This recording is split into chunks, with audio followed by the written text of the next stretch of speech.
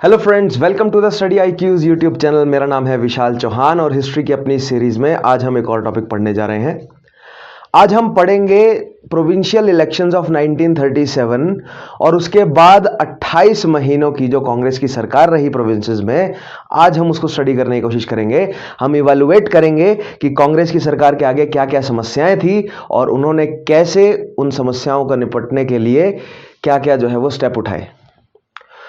आज के टॉपिक को शुरू करने से पहले मैं स्टूडेंट्स को बताना चाहूंगा कि अगर उन्होंने प्रीवियस सेशंस नहीं देखे हैं so make sure study IQ के चैनल पर जाकर मेरे नाम से वो प्लेलिस्ट जरूर चेक करें इतिहास की, और पिछले सारे टॉपिक्स देखना बहुत जरूरी है क्योंकि जैसे आज ही के टॉपिक का अगर मैं एग्जांपल लूं तो आज ही के टॉपिक को समझने के लिए आपको प्रीवियस सेशंस यानी कि गवर्नमेंट ऑफ इंडिया एक्ट 1935 जो है वो पता होना जरूरी है। उसके अलावा द स्ट्रेटेजिक डिबेट आपको समझ आनी चाहिए। उसके अलावा स्ट्रगल की जो स्ट्रेटजी है, ये सारी चीजें आपको पता होनी चाहिए, तभी आप आज के सेशन को अच्छे से समझ पाएंगे। पिछले सेशंस जरूर देखिएगा, पिछले सेशंस को थॉरोली फॉलो कीजिए। ये सेशन आपको कैसे लगे नीचे कमेंट जरूर छोड़िएगा। उसके अलावा आपको अगर CSC के लिए प्रिपेयर करना है तो स्टडी IQ की लर्निंग एप्लीकेशन का लिंक इस वीडियो के डिस्क्रिप्शन में आपको मिल जाएगा। उस एप्लीकेशन को इंस्टॉल कीजिए। उस एप्लीकेशन पे पूरा थरो कोर्स अवेलेबल है। Make sure you check that out. आइए शुरू करते हैं आज के हमारे सेशन को। तो जैसे कि सबसे पहले आप देख पा रहे हैं, यहां पर लिखा है प्रोविंशियल इलेक्शंस 1937। तो उससे जस्ट पहले की क्या क्या घटनाएं थी, तो एक बेसिक बैकग्राउंड प्रिपेयर करते हैं इन सेंटेंसेस के माध्यम से। पहला पॉइंट देखिएगा, in its session at Lucknow in what, it's का मतलब कांग्रेस का, ठीक है। कांग्रेस का सेशन कहां पर? लखनऊ में in early 1936 and Faizpur in late 1937 the Congress decided to fight elections and postpone the decisions on office acceptance to the post election phase. यानी कि ध्यान रखिएगा, कांग्रेस ने इलेक्शन में पार्टिसिपेट लेने का फैसला लखनऊ के सेशन 1936 और फिर फैजपुर के सेशन 1937 में लिया। ये स्ट्रेटेजिक डिबेट वाला जो टॉपिक है मैं उसमें समझा चुका हूं कि किस कब फैसला लिया, किन परिस्थितियों में जो है वो इलेक्शंस लड़ने का फैसला लिया। नेहरू और लेफ्टिस्ट या सोशलिस्ट का क्या स्टांस था, गांधी जी का क्या स्टांस था और उनके फॉलोअर्स का, उसके अलावा जो राइट विंग है उसका क्या स्टांस था। तो ये पिछले टॉपिक में मैं समझा चुका हूं। So make sure you watch all those videos, उन सेशंस को आप देखें, बहुत जरूरी है। नेक्स्ट चीज देखिएगा, The Congress resolution, second point है, the Congress resolution was not to submit to this constitution or to cooperate with it, but to combat it both inside and outside the legislatures so that it can be ended. अब यहां पर अगर आपने पिछले sessions देखे हैं तो मैंने आपको बताया ना, स्ट्रेटेजिक डिबेट जो टॉपिक अगर आपने पढ़ा हो तो उसमें मैंने आपको समझाया है कि तीन मुख्य कॉन्फ्लिक्ट्स थे। क्या क्या थे? एक साइड कह रही थी कि हमें सिविल डिसोबीडियंस मूवमेंट को कंटिन्यू रखना चाहिए, यानी कि सुभाष चंद्र बोस और जवाहरलाल नेहरू के सपोर्ट में जो लेफ्टिस्ट है या सोशलिस्ट है या कम्युनिस्ट थे, वो कह रहे थे कि हमें सिविल डिसोबीडियंस मूवमेंट को कंटिन्यू रखना चाहिए, ठीक है। दूसरी साइड जो न्यू स्वराजिस्ट थे वो कह रहे थे कि हमें अब काउंसिल में एंट्री करनी चाहिए, इलेक्शंस में पार्टिसिपेट करना चाहिए और इन काउंसिल पॉलिटिक्स को रिजोर्ट करना चाहिए जैसा स्वराजिस्ट ने किया था after the end of non cooperation movement. वहां पर भी मैंने आपको समझाया था, नॉन कोऑपरेशन मूवमेंट के बाद भी कुछ इसी तरह की सिचुएशन बनी थी। प्रो चेंजर्स, नो चेंजर्स और रेवोल्यूशनरी एक्टिविस्ट, वहां पर तीन मत बने थे कि आगे क्या स्टेप्स उठाने चाहिए। ये तीन डायरेक्शंस में मूवमेंट हुई थी। उसी तरह सिविल डिसोबीडियंस मूवमेंट के रद्द किए जाने के बाद 1934 में न्यू स्वराजिस्ट, लेफ्टिस्ट यानी कि सोशलिस्ट और उसके अलावा जो गांधी जी के फॉलोअर्स हैं जो कंस्ट्रक्टिव वर्क करना चाहते थे, ये तीन आइडियोलॉजीज फिर से क्लैश की आपस में। लेकिन इन तीनों को कंसिलिएट किया गांधी जी ने और 1936 और 1937 के सेशन में फाइनली ये फैसला लिया गया कि इलेक्शंस में पार्टिसिपेट किया जाएगा। लेकिन क्यों किया जाएगा इलेक्शन में पार्टिसिपेट? कि काउंसिल को काम ही ना करने दें, ठीक है। नेहरू ने क्यों या लेफ्टिस्ट ने क्यों मानी इलेक्शन में पार्टिसिपेट करने की बात? उन्होंने कहा कि हम इलेक्शन में तो पार्टिसिपेट करेंगे लेकिन हम जो काउंसिल्स हैं उनको काम ही नहीं करने देंगे, हम पॉलिटिकल डेडलॉक्स क्रिएट करेंगे ताकि ज्यादा से ज्यादा पॉलिटिकल गेन्स हमें निकल कर आए, ठीक है। और इसे भी उन्होंने एक तरह का सिविल डिसोबीडियंस ही कहा, नॉन कोऑपरेशन ही कहा। बस ये किसके अंदर, काउंसिल के अंदर रहकर जो है वो सिविल डिसोबीडियंस है। प्लस जो काउंसिल में रहकर काम करना चाहते थे उनकी दलील ये थी कि अगर हम काउंसिल के अंदर नहीं गए तो सरकार ऐसे एलिमेंट्स को काउंसिल के अंदर बिठा देगी जो कि सरकार के बनाए हुए कानूनों को एसेंट देते जाएंगे, और जो नौकरशाही है, जो सरकारी डिपार्टमेंट्स हैं, या जो पूरा का पूरा जो गवर्नमेंट एडमिनिस्ट्रेशन है, वो भारतीय मतलब जो कांग्रेस है नेशनल लेवल पर या अन्य जो रीजनल पार्टीज है उनके कंट्रोल से बाहर हो जाएगा। दैट मींस अब वहां पर अंग्रेजों के लॉयलिस्ट बंदे जाकर बैठ जाएंगे। इसीलिए कांग्रेस के जो न्यू स्वराजिस सपोर्टर्स हैं, ऐसे लीडर्स हैं, उन्होंने लाइक सी राजगोपालाचारी, उन्होंने कहा कि हमें काउंसिल में एंट्री लेनी चाहिए। और तीसरा ग्रुप था जो गांधी जी के साथ था, और वो कह रहा था कि हमें कंस्ट्रक्टिव काम करना चाहिए, हमें ग्रामीण लेवल पर स्ट्रगल स्ट्रेटजी के तहत हमें अभी ग्रामीण लेवल पर कंस्ट्रक्टिव काम जो है वो करने चाहिए, खादी को पॉपुलराइज करना चाहिए। उसके अलावा हमें सैनिटेशन के लिए काम करना चाहिए, ग्रामीण लेवल पर महिलाओं की सिचुएशन, जो डाउन ट्रॉडन हैं, दलित हैं, उनकी सिचुएशन में उत्थान लाने का कोशिश जो है वो करनी चाहिए। Those were the constructive works. तो ये तीन मुख्य डिबेट्स थी। एक काउंसिल में एंट्री चाहते थे, ठीक है, एक कंस्ट्रक्टिव वर्क करना चाहते थे, और एक सिविल डिसोबीडियंस को जारी रखना चाहते थे। तीनों को कंसिलिएट किया गया, तीनों ने फाइनली जो है वो काउंसिल में एंट्री करी और इलेक्शंस में पार्टिसिपेट किया 1937 के after the declaration of government of India act 1935। पिछला ही सेशन जैसे मैंने कराया है गवर्नमेंट ऑफ इंडिया एक्ट 1935, जरूर देखिएगा, बहुत सारे पॉइंट आपके क्लियर होंगे वहां से, ठीक है। सो आइए अब आगे देखते हैं नेक्स्ट पॉइंट। नेक्स्ट पॉइंट देखिएगा, in February 1937 elections to the provincial assemblies were held. Elections कब हुए? February 1937 में। Elections were held in 11 provinces, 11 provinces में हुए। बहुत इंपॉर्टेंट है ये, डायरेक्ट सवाल है। इलेक्शन कब हुए? February 1937 में। इलेक्शन कितने प्रोविंसेस में हुए? तो 11 प्रोविंसेस में हुए। कौन कौन सी प्रोविंसेस थी? मद्रास सेंट्रल प्रोविंस, जिसे आज हम मध्य प्रदेश के नाम से जानते हैं, बिहार, उड़ीसा यूनाइटेड प्रोविंस, जिसे आज हम उत्तर प्रदेश के नाम से जानते हैं, Bombay presidency, Assam north west frontier presidency, sorry not presidency but north west frontier province, Bengal, Punjab and Sindh, ठीक है। इन प्रोविंसेस में इलेक्शन हुए। These elections were the first in which a large number of Indians than ever before were eligible to participate. मैंने आपको पिछले sessions में बताया था कि गवर्नमेंट ऑफ इंडिया एक्ट 1935 में 14% ऑफ इंडियन पॉपुलेशन को एनफ्रेंचाइज किया गया था, यानी इलेक्शन में पार्टिसिपेट करने के लायक माना गया था 14% ऑफ इंडियन पॉपुलेशन। तो आइए देखते हैं आंकड़ा क्या था। So an estimate of 30.1 million person, कितना होता है ये? लगभग 3 करोड़ से ज्यादा लोगों को एनफ्रेंचाइज किया गया इलेक्शन में भाग लेने के लिए, जिसमें इंक्लूडिंग है 4.25 मिलियन वुमेन, यानी 42,50,000 के लगभग जो है वो महिलाएं उसमें शामिल थी। Had been enfranchised, that is 14% of total population, and 15.5 million यानी कि लगभग 15 करोड़ लोगों ने पार्टिसिपेट किया इलेक्शन में, जिसमें से 9,17,000 वुमेन ने वोट डाला, actually exercise their franchise according to reports. These are, ये गवर्नमेंट डॉक्यूमेंट है, तो ये बहुत इंपॉर्टेंट है। यहां से जो मुख्य आपको पॉइंट ध्यान रखना है वो ये है कि 14% पॉपुलेशन को एनफ्रेंचाइज किया गया, जो कि अभी तक का सबसे ज्यादा था 1935 में, ठीक है, जिसमें महिलाओं को भी है। अगर आपने government of India act 1935 topic नहीं देखा है तो मैं आपको फिर से यही एडवाइस करूंगा कि उस टॉपिक को पढ़ें पहले, ठीक है।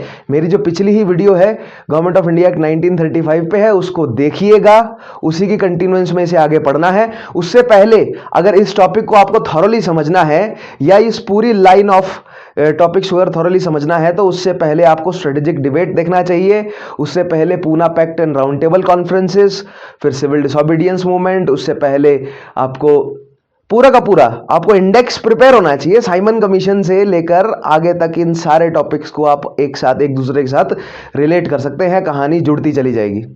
तो बहुत जरूरी है, मैं हमेशा से स्ट्रेस डालता रहा हूं कि कॉन्सेप्ट को तैयार कीजिए, फैक्ट अपने आप जुड़ते चले जाएंगे, फैक्ट्स के पीछे मत भागिए, कॉन्सेप्ट तैयार कीजिए, फैक्ट अपने आप जुड़ते जाएंगे, इंडेक्स आपके दिमाग में थॉरोली तैयार हो जाएगा। और मैं बार बार स्ट्रेस डालता हूं कि रिवीजन कीजिए, 3 दिन की साइकिल, फिर 7 दिन की साइकिल, फिर 10 दिन की साइकिल और फिर 14 दिनों की साइकिल। तो रिवीजन के साइकिल पर डले रहिए हमेशा, बहुत इंपॉर्टेंट है आपके लिए। सारा गेम ही अगर आप कहें तो रिवीजन का ही है। आगे देखिए, कांग्रेस का जो मैनिफेस्टो है इस इलेक्शन को लेकर वो क्या रहा। The Congress manifesto reaffirmed total rejection of 1935 act and promised release of prisoners, removal of disabilities on the basis of gender and caste, radical transformation of the agrarian system, substantial reduction of rent and revenue, scaling down of rural debts, cheap credit and right to form trade unions and to strike. Gandhi did not attend a single election meeting. याद रखेंगे, गांधी ने एक भी election meeting जो है वो attend नहीं करी। ठीक है, भले ही गांधी जी ने सभी को कंसीलिएट किया हो कि इलेक्शन में पार्टिसिपेट कर लो, लेकिन उन्होंने खुद जो है वो इलेक्शन में पार्टिसिपेट नहीं किया। वो अपने हरिजन सेवा संघ के साथ जो है वो काम करने में व्यस्त रहे। अब यहां पर कांग्रेस का जो मैनिफेस्टो है इसको आप मुख्यतः बांट सकते हैं। जैसे कि यहां पर देखिए, यहां पर बात की गई है अग्रेरियन रिफॉर्म्स की, यानी कि पीजेंट्री के लिए, किसानों के लिए, जमींदारों के लिए क्या रिफॉर्म्स लाए गए। दूसरा, आप लेबर्स के लिए देख सकते हैं कि लेबर्स के लिए क्या रिफॉर्म्स लाए गए, सिविल लिबर्टीज के लिए क्या काम किया गया, और सोशल रिफॉर्म्स क्या क्या लाए गए। ठीक है, तो इन चार मुख्य चीजों को पढ़ेंगे हम। जो कांग्रेस की सरकार रही 28 महीनों तक, उन्होंने इन चार पैरामीटर्स पर क्या क्या काम किया, राइट। इन चार मुद्दों के लिए, इन चार मैटर्स के लिए उन्होंने क्या क्या रेमेडीज जो हैं वो निकाली। ठीक है, सो आइए देखते हैं आगे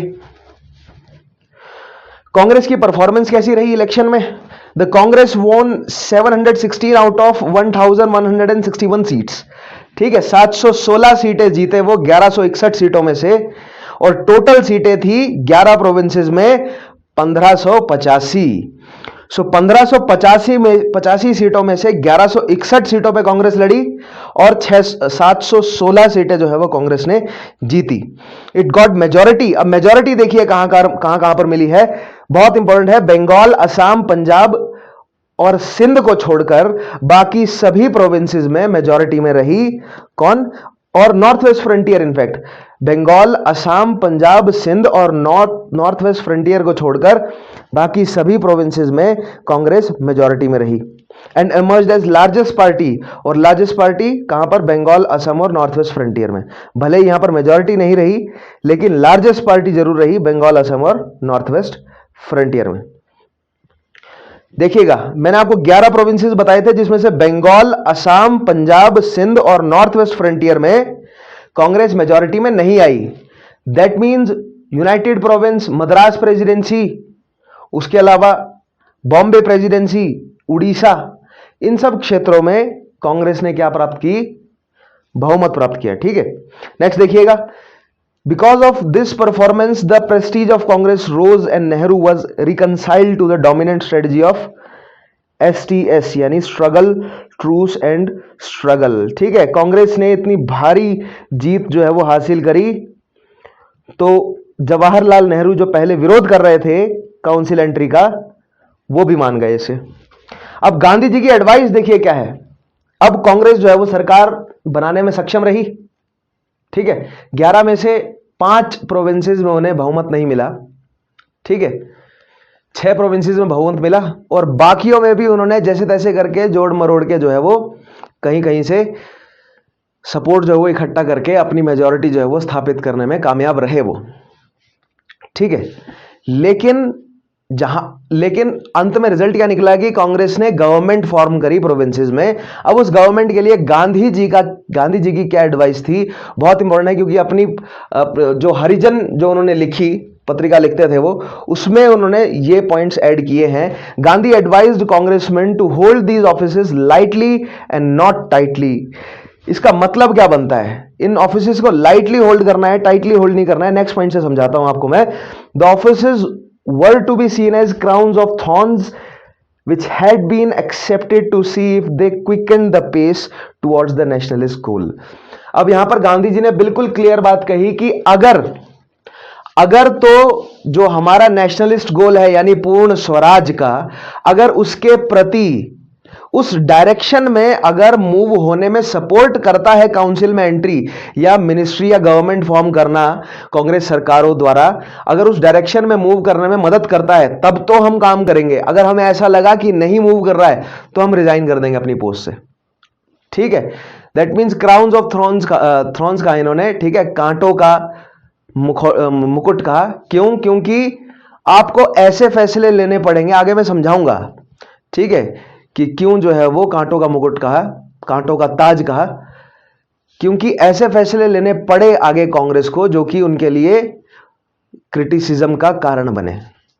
आज हम सारी चीजों को समझेंगे। नेक्स्ट पॉइंट देखिएगा, Gandhi advised that these offices should be used in a way not expected or intended by the British. Gandhi urged congressmen to prove that the Congress could rule with least assistance from police and the army. अब यहां पर गांधी जी का message बिल्कुल clear था कि आपको police और army का इस्तेमाल कम से कम करते हुए शासन, और वो भी सुशासन जो है वो एस्टेब्लिश करना है जिस भी प्रोविंस में आपकी सरकार है। ऐसा कांग्रेस को मैसेज था गांधी जी का, ठीक है। और आपको अंग्रेजी सरकार जो एक्सपेक्ट कर रही है ना आपसे कि आप उनके लॉयलिस्ट बनेंगे, उनका सपोर्ट करेंगे, वो एक्सपेक्टेशंस अंग्रेजी सरकार की आपको खारिज करनी है।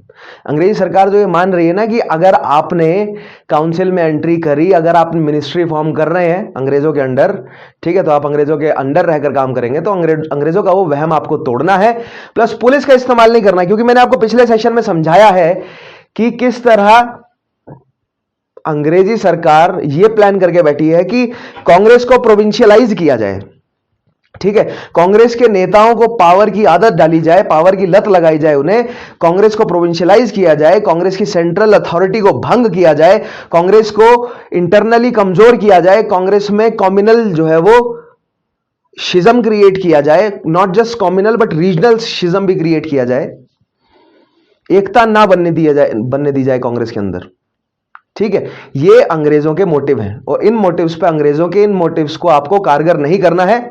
और अगर कभी आपको लगा कि उस डायरेक्शन में आप मूव करने लगे तो तुरंत हम ये प्लग जो है वो खींच देंगे और हम बंद कर देंगे, ये मतलब रिजाइन कर देंगे हम इन सारे मिनिस्ट्रल पोस्ट से, ठीक है। तो ये गांधी जी द्वारा दिए गए पॉइंट हैं, बहुत इंपॉर्टेंट है, डायरेक्ट सवाल पूछे जाते हैं ये कि जो मिनिस्ट्री है उसको क्राउन्स ऑफ थॉर्न्स किसने कहा है, या लाइटली एंड नॉट टाइटली किसने कहा है, ठीक है, नॉट एक्सपेक्टेड और इंटेंडेड बाय द ब्रिटिश, ये पॉइंट्स किसने कहे, तो गांधी जी ने कहा। ये सवाल बनते हैं डायरेक्ट। आगे देखिएगा, अब हम देखते हैं कांग्रेस का वर्क कैसा रहा मिनिस्ट्रीज में, ठीक है, क्या क्या काम किए कांग्रेस ने।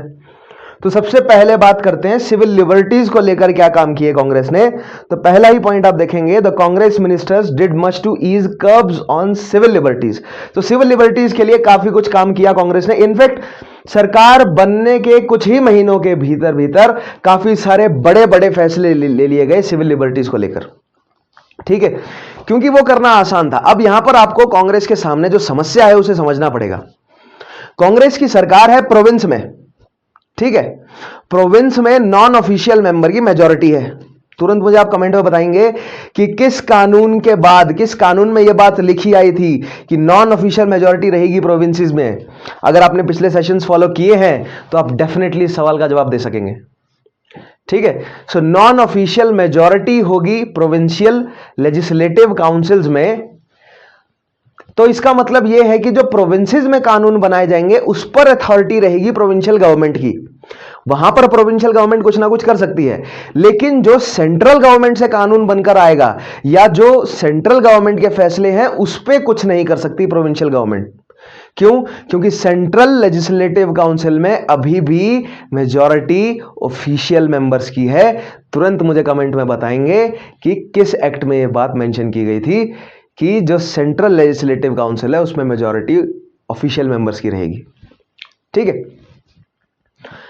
सो दैट मीन्स ये कि जो प्रोविंशियल लेवल पर जितना कर सकते थे कांग्रेस की जो गवर्नमेंट है उसने किया, ठीक है। और सिविल लिबर्टीज के लिए, यानी कि जनता के जो फ्रीडम है, जो आम जनता की जो फ्रीडम है या फ्रीडम से रिलेटेड क्या क्या स्टेप्स उठाए और कहां कहां पर उन्होंने फ्रीडम्स को हनन करने का काम किया, या सिविल लिबर्टीज का कैसा दुरुपयोग किया गया या उपयोग किया गया, वो सारी चीजें हम देखते हैं। तो पहला पॉइंट देखिएगा, यहां पर सबसे पहले मेंशन्ड है लॉज गिविंग इमरजेंसी पावर्स वर रिपील्ड। इमरजेंसी पावर्स जो लगाई गई थी 1932 सिविल डिसोबीडियंस के समय, जो इमरजेंसी पावर्स लगाई गई थी ना, ठीक है, उसको हटाया गया सबसे पहले। तो दैट मीन्स भीड़ नहीं इकट्ठा होने देना, प्रोटेस्ट ना करना, ये सारी चीजों पे जो पाबंदियां लगाई गई थी, प्रोटेस्ट पे, मास प्रोटेस्ट पे, ठीक है, और उसके अलावा अगर आप किसी तरह का सिविल डिसोबीडियंस कर रहे हैं उस पर अगर पाबंदियां लगाई गई थी तो वो हटाई गई हैं। ठीक है, इमरजेंसी के जो प्रोविजंस हैं, भीड़ नहीं इकट्ठा होगी, आप बोल नहीं सकते, आपकी सारी लिबर्टीज छीन ली गई, आपको अरेस्ट कर लिया जाएगा, वो सारी चीजें हटाई गई पहले तो। ठीक है, थोड़ा सोसाइटी के ऊपर जो अंग्रेजों की जो पकड़ थी उसको ढीला किया गया। नेक्स्ट चीज देखिएगा, ban on illegal organisation such as Hindustan Seva Dal and youth leagues and on certain books and journals were lifted. ठीक है, बहुत सारी ऐसी ऑर्गेनाइजेशंस थी जो कि कम्युनिस्ट एजेंडा को प्रोपगेट कर रही थी और अंग्रेजी इंपीरियलिस्टिक या कैपिटलिस्ट जो इकोनॉमी है वो कम्युनिस्ट या सोशलिस्ट एजेंडा से डायरेक्ट क्लैश में थी, यूरोप में भी। ठीक है, तो भारत में अगर कम्युनिस्ट एजेंडा भारत में अगर फैलाया जा रहा था तो तुरंत आप मुझे बताएंगे कि कौन सा एक्ट, कौन सा बिल पास होने जा रहा था, लेकिन स्वराजिस ने उस बिल को पास नहीं होने दिया, लेकिन फिर अगले ही साल वो ऑर्डिनेंस के रूप में पास किया गया। मुझे आप तुरंत जो है वो कमेंट में बताएंगे। अगर आपने स्वराजिस वाली वीडियो मेरी देखी है, इस सवाल का जवाब आप दे सकेंगे। ठीक है, और ये कोई खास बाहर की इंफॉर्मेशन नहीं है, सब एनसीईआरटी का है। ये बाहर से अभी तक तो हमने पढ़ाना शुरू ही नहीं किया, अभी तो एनसीईआरटी से दे रहे हैं हम सब कुछ पढ़ने को आपको। ठीक है, सो यहां पर कहने का मतलब यह है कि बहुत सारी ऑर्गेनाइजेशंस को बैन किया गया, बहुत सारी किताबों को, बहुत सारे लिटरेचर को बैन किया गया, उन सब पे से वो बैन हटाया गया। भले ही वो कम्युनिस्ट आइडियोलॉजी के हो, लेफ्टिस्ट आइडियोलॉजी के हो, या एक्सट्रीम राइट आइडियोलॉजी के हो, नेशनलिस्ट आइडियोलॉजी के हो, या वो गांधीयन लिटरेचर हो, उन सब से बैन जो है वो लिफ्ट किया गया। ठीक है, सिविल लिबर्टी थी ये भी।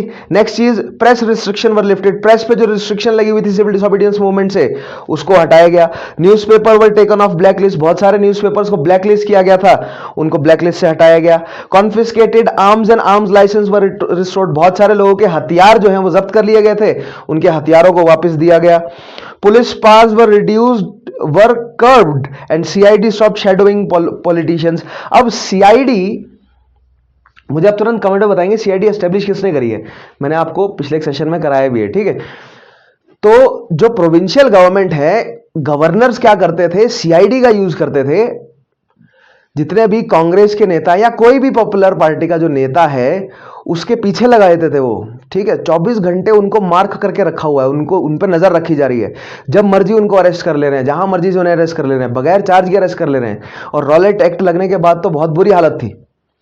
ठीक है, सो सीआईडी की शक्ति जो है वो कम की गई और जो पॉलिटिकल लीडर्स हैं उनको, उनके ऊपर से जो है वो सीआईडी या पुलिस का कंट्रोल घटाया गया, पुलिस की शक्तियां कम की गई। क्योंकि गांधी जी ने कहा था ना, पुलिस को कम से कम यूज करना है, आपको पुलिस को कमजोर करना है। क्योंकि जनता के अंदर एक बहुत बड़ा भय जो है वो पुलिस का था, क्योंकि पुलिस बगैर मतलब के किसी को भी अरेस्ट कर ले रही थी, पुलिस बगैर वार्निंग के शूट कर देती थी, उसके अलावा मार पिटाई तो चलती रहती थी। राइट, वो तो बिल्कुल आम था लोगों के लिए कि किसी भी व्यक्ति को उठाया गया, मारा पीटा गया और फिर उसे रिहा कर दिया गया, या रिहा नहीं किया गया, या बगैर मतलब जबरदस्ती या गैर कानूनी तरीके से अरेस्ट किया गया, चार्जेस लगाए गए, ट्रायल की गई और फिर जेल में भेज दिया गया। तो पुलिस को एज अ वेपन जो है वो अंग्रेजी सरकार यूज कर ही रही थी, पुलिस और आर्मी को, तो उसका इस्तेमाल कम से कम करना था। तो पुलिस और आर्मी को कमजोर करने की कोशिश की गई, जो जहां जहां पर भी कांग्रेस डोमिनेटेड गवर्नमेंट्स रही उस समय। ठीक है, सो नेक्स्ट पॉइंट देखिएगा। नेक्स्ट पॉइंट है, political prisoners and revolutionaries were released and deportation and internment orders were revoked. ठीक है, पॉलिटिकल प्रिजनर्स को रिलीज किया गया। आगे मैं कुछ एग्जांपल्स बताऊंगा आपको। और इंटर्नमेंट्स का मतलब यह होता है कि किसी व्यक्ति पर आपने रोक लगा रखी है कि आप बॉम्बे प्रेसिडेंसी से बाहर नहीं निकल सकते, या आप पंजाब नहीं जाएंगे, दिल्ली नहीं जाएंगे। लाइक मैंने आपको बताया था बीजी तिलक पर इंटर्नमेंट लगाया गया था। ठीक है, स्वदेशी मूवमेंट के दौरान, नॉट स्वदेशी बट होम रूल मूवमेंट के दौरान। उसके अलावा एनी बेसेंट पर भी लगाया गया था, गांधी जी पर भी लगाया गया था। ठीक है, चंपारण जब जा रहे थे गांधी जी ने मना कर दिया था कि मैं तो जाऊंगा, अगर आपको अरेस्ट करना है तो कर लो, है ना। हमने वो पढ़ा कि उसके बाद क्या घटनाएं घटी। तो ये पिछले टॉपिक्स अगर नहीं पढ़े हैं, पढ़िए जाकर, स्वदेशी मूवमेंट पढ़िए, गांधी जी का जो गांधी जी आए हैं भारत में या उससे पहले अफ्रीका में थे, वो सारे टॉपिक्स मैंने करा दिए हैं। ठीक है, प्लेलिस्ट जाकर चेक कीजिए, टॉपिक देखिए आपको कौन सा पढ़ना है, आपको पर्टिकुलरली कौन सा रिवाइज करना है। जरूरी नहीं है सारे टॉपिक्स आपको पढ़ने हो, ऐसा कोई टॉपिक जो आपको लगता है कि मुझे समझ नहीं आता उसको देखिए, पढ़िए, मैंने समझाने की कोशिश की है उसे, ठीक है, समझ आएगा आपको, कॉन्सेप्ट मैंने बिल्ड करने की कोशिश की है। नेक्स्ट चीज देखिएगा, in Bombay lands confiscated by government during civil disobedience movement were restored. अब सिविल डिसोबीडियंस मूवमेंट के दौरान मैंने आपको बताया था कि बॉम्बे गुजरात के क्षेत्र में बहुत सारे लोगों की भूमि जो है वो छीन ली गई थी, ठीक है। अब लोगों की भूमि, लोगों की जो है वो प्रॉपर्टीज को सीज कर लिया गया था। तो मैंने वहां पर आपको बताया था कि गांधी इरविन पैक्ट में एक प्रोविजन था कि जिनकी प्रॉपर्टीज बेची नहीं गई ना, पहले जब्त की गई और फिर अंग्रेजी सरकार बेचती है, तो जिनकी बेची नहीं गई है उनकी वापस कर दी जाएगी, और जिनकी बेच दी गई है उसके लिए थोड़ा बहुत मुआवजा दिया जाएगा। लेकिन जिनकी बेची नहीं गई है उनकी जमीनें वापस कब की गई? उनकी जमीनें वापस बॉम्बे प्रेसिडेंसी में जब कांग्रेस की सरकार आई तब जाकर वापस की गई। तो सिविल डिसोबीडियंस मूवमेंट के दौरान उनकी जमीनें जब्त हुई थी, वो जमीनें छूटी थी जाकर जब कांग्रेस की सरकार आई उसके बाद, ठीक है। अदरवाइज गांधी इरविन पैक्ट पे ये बात मेंशन कर दी गई थी कि लोगों की जमीनें छोड़ी जाएंगी, ठीक है। नेक्स्ट चीज देखिएगा, नेक्स्ट पॉइंट आता है हमारा प्रिजनर्स के बारे में, ठीक है। द प्रिजनर्स हुम अर्लियर बीन सेंट टू काला पानी, जो कि सेल्युलर जेल है अंडमान में, from where they had been transferred to their respective provinces after they had gone on a prolonged hunger strike during July 1937. जुलाई 1937 में काला पानी के कैदियों ने हंगर स्ट्राइक करी, उसके बाद उनको उनके प्रोविंसेस में भेज दिया गया। In February 1938 there were 15 such prisoners in UP and 23 in Bihar. Their release required consent by the governors, which was refused. The ministers of UP and Bihar resigned on this issue on 15th February. The problem was finally resolved through negotiations. All the prisoners in both provinces were released by the end of March 1937. तो ये पूरी की पूरी घटना है। इसमें क्या है कि काले पानी में यूपी और बिहार के कुछ पॉलिटिकल प्रिजनर्स थे। पहले तो उनको काले पानी से यूपी और बिहार लाया गया, जेलों में रखा गया। फिर जो कांग्रेस के लीडर्स हैं उन्होंने गवर्नर पर प्रेशर डाला, क्योंकि ये गवर्नर की पावर है। मैंने बोला ना कि 1935 वाला गवर्नमेंट ऑफ इंडिया एक्ट अगर आपने पढ़ा है तो मैंने उसमें समझाया है कि जो गवर्नर जनरल है और गवर्नर है उनको स्पेशल पावर्स थी, स्पेशल अथॉरिटीज थी। तो ये पार्डन करने की भी स्पेशल अथॉरिटी, यानी सजा माफी की जो स्पेशल अथॉरिटी है वो प्रोविंसेस में गवर्नर के पास है। तो कांग्रेस के मिनिस्टर्स ने गवर्नर को अप्रोच किया कि हमारे इन पॉलिटिकल लीडर्स को आप पार्डन कीजिए, इनकी सजा माफी कीजिए। गवर्नर ने कंसेंट नहीं दी। फिर जब रिजाइन किया यूपी और बिहार के लीडर्स ने, उसके बाद नेगोशिएशंस होने के बाद इनको मार्च 1937 में रिलीज किया गया। तो यह बहुत इंपॉर्टेंट पॉइंट है, ठीक है। सॉरी, नॉट 1937 लेकिन मार्च 1938, क्योंकि सरकार बन चुकी थी, है ना। नेक्स्ट पॉइंट देखिएगा, इन जुलाई 1937 Yusuf Meherally, a socialist leader, was prosecuted by Madras government for making an inflammatory speech in Malabar, though he was soon let off. ठीक है। अब यहां पर जो सिविल लिबर्टीज मिली, सिविल लिबर्टीज किस चीज के लिए मिली कि आप जो है वो आप खुल के भाषण दे सकते हैं, आप जो छापना चाहते हैं अंग्रेजी सरकार के खिलाफ आप छापिए, क्योंकि सिडिशन वो गिना नहीं जाएगा, ठीक है। अगर आप स्वराज की बात कर रहे हैं, पूर्ण स्वराज की बात कर रहे हैं, तो वो सिडिशन नहीं गिना जाएगा। उसके अलावा सिडिशन तो लग सकता है, आप तुरंत मुझे कमेंट में बताएंगे कि आईपीसी की कौन सी धाराएं लगती हैं जब सिडिशन का चार्ज लगता है, तो ठीक है। अंग्रेजी सरकार में, प्रेजेंटली नहीं कह रहा हूं मैं, लेकिन अंग्रेजी सरकार में, मैं यूएपीए की बात नहीं कर रहा हूं, लेकिन प्रेजेंटली उस समय जो सिडिशन का चार्ज लगता था तो आईपीसी की कौन सी धारा थी, ठीक है। सो यहां पर मद्रास में कुछ लीडर्स ने उस सिविल लिबर्टी का according to Madras government misuse करना शुरू किया। कैसे मिसयूज करना शुरू किया? अब यहां पर देखिए, अगर आप कांग्रेस के लीडर्स को शक्ति देंगे तो वो अपने शक्ति का उपयोग दुरुपयोग दोनों कर सकते हैं। गांधी जी ने पहले ही वार्न किया था, नेहरू ने भी पहले ही वार्न किया था, ठीक है। अब यहां पर जो मद्रास की गवर्नमेंट है सी राजगोपालाचारी के अंडर, ठीक है, वहां के जो प्रीमियर हैं वो कौन है, जैसे प्रेजेंटली चीफ मिनिस्टर कहते हैं ना, राज्य के जो हेड होता है, गवर्नमेंट का हेड होता है, उसे चीफ मिनिस्टर कहा जाता है। तब प्रोविंसेस के गवर्नमेंटल हेड को प्रीमियर कहा जाता था, और उससे ऊपर एग्जीक्यूटिव हेड जो है वो कौन है, एग्जीक्यूटिव हेड गवर्नर है। ठीक है, जो कि नॉमिनी है किसका, क्राउन का। पिछला सेशन देखिए, इन सारे सवालों के जवाब आप दे सकेंगे। डायरेक्ट सवाल बनते हैं, ये घुमा फिरा के भी नहीं पूछता, कई बार कमीशन डायरेक्ट पूछ लेता है इन तरह के सवालों को, वैसे घुमा फिरा के भी पूछते हैं इन सब चीजों को। ठीक है, तो यहां पर हमें एग्जाम्पल देखने को मिलता है कि सिविल लिबर्टीज का इस्तेमाल करते हुए ऐसे भाषण दिए गए, वायलेंस को प्रमोट करने के भाषण दिए गए कई जगहों पर खुले तौर पर बोला गया कि अंग्रेजी सरकार के खिलाफ अब हमें एजिटेशन जो करना है उसे वायलेंट करना है। ठीक है, क्यों, क्योंकि कांग्रेस की सरकारें एस्टेब्लिश हुई, लोगों के अंदर यह कॉन्फिडेंस आया कि अब हम आजादी की तरफ बढ़ गए ना, लोग ये फील करने लगे कि ये आजादी है, अगर ये आजादी है तो हमें जो बोलना है वो हम बोलेंगे। तो ऐसे पॉलिटिकल ग्रुप्स जो वायलेंस को सपोर्ट कर रहे थे, उन्होंने अब ओपनली वायलेंस को रिजोर्ट करने के लिए जो है वो भाषण देने शुरू कर दिए। अब यहां पर जो गवर्नमेंट बैठी है उसका डिलेमा आप समझने की कोशिश कीजिए। सरकार है किसकी, कांग्रेस की, लेकिन कानून किसका है, कानून अंग्रेजों का है।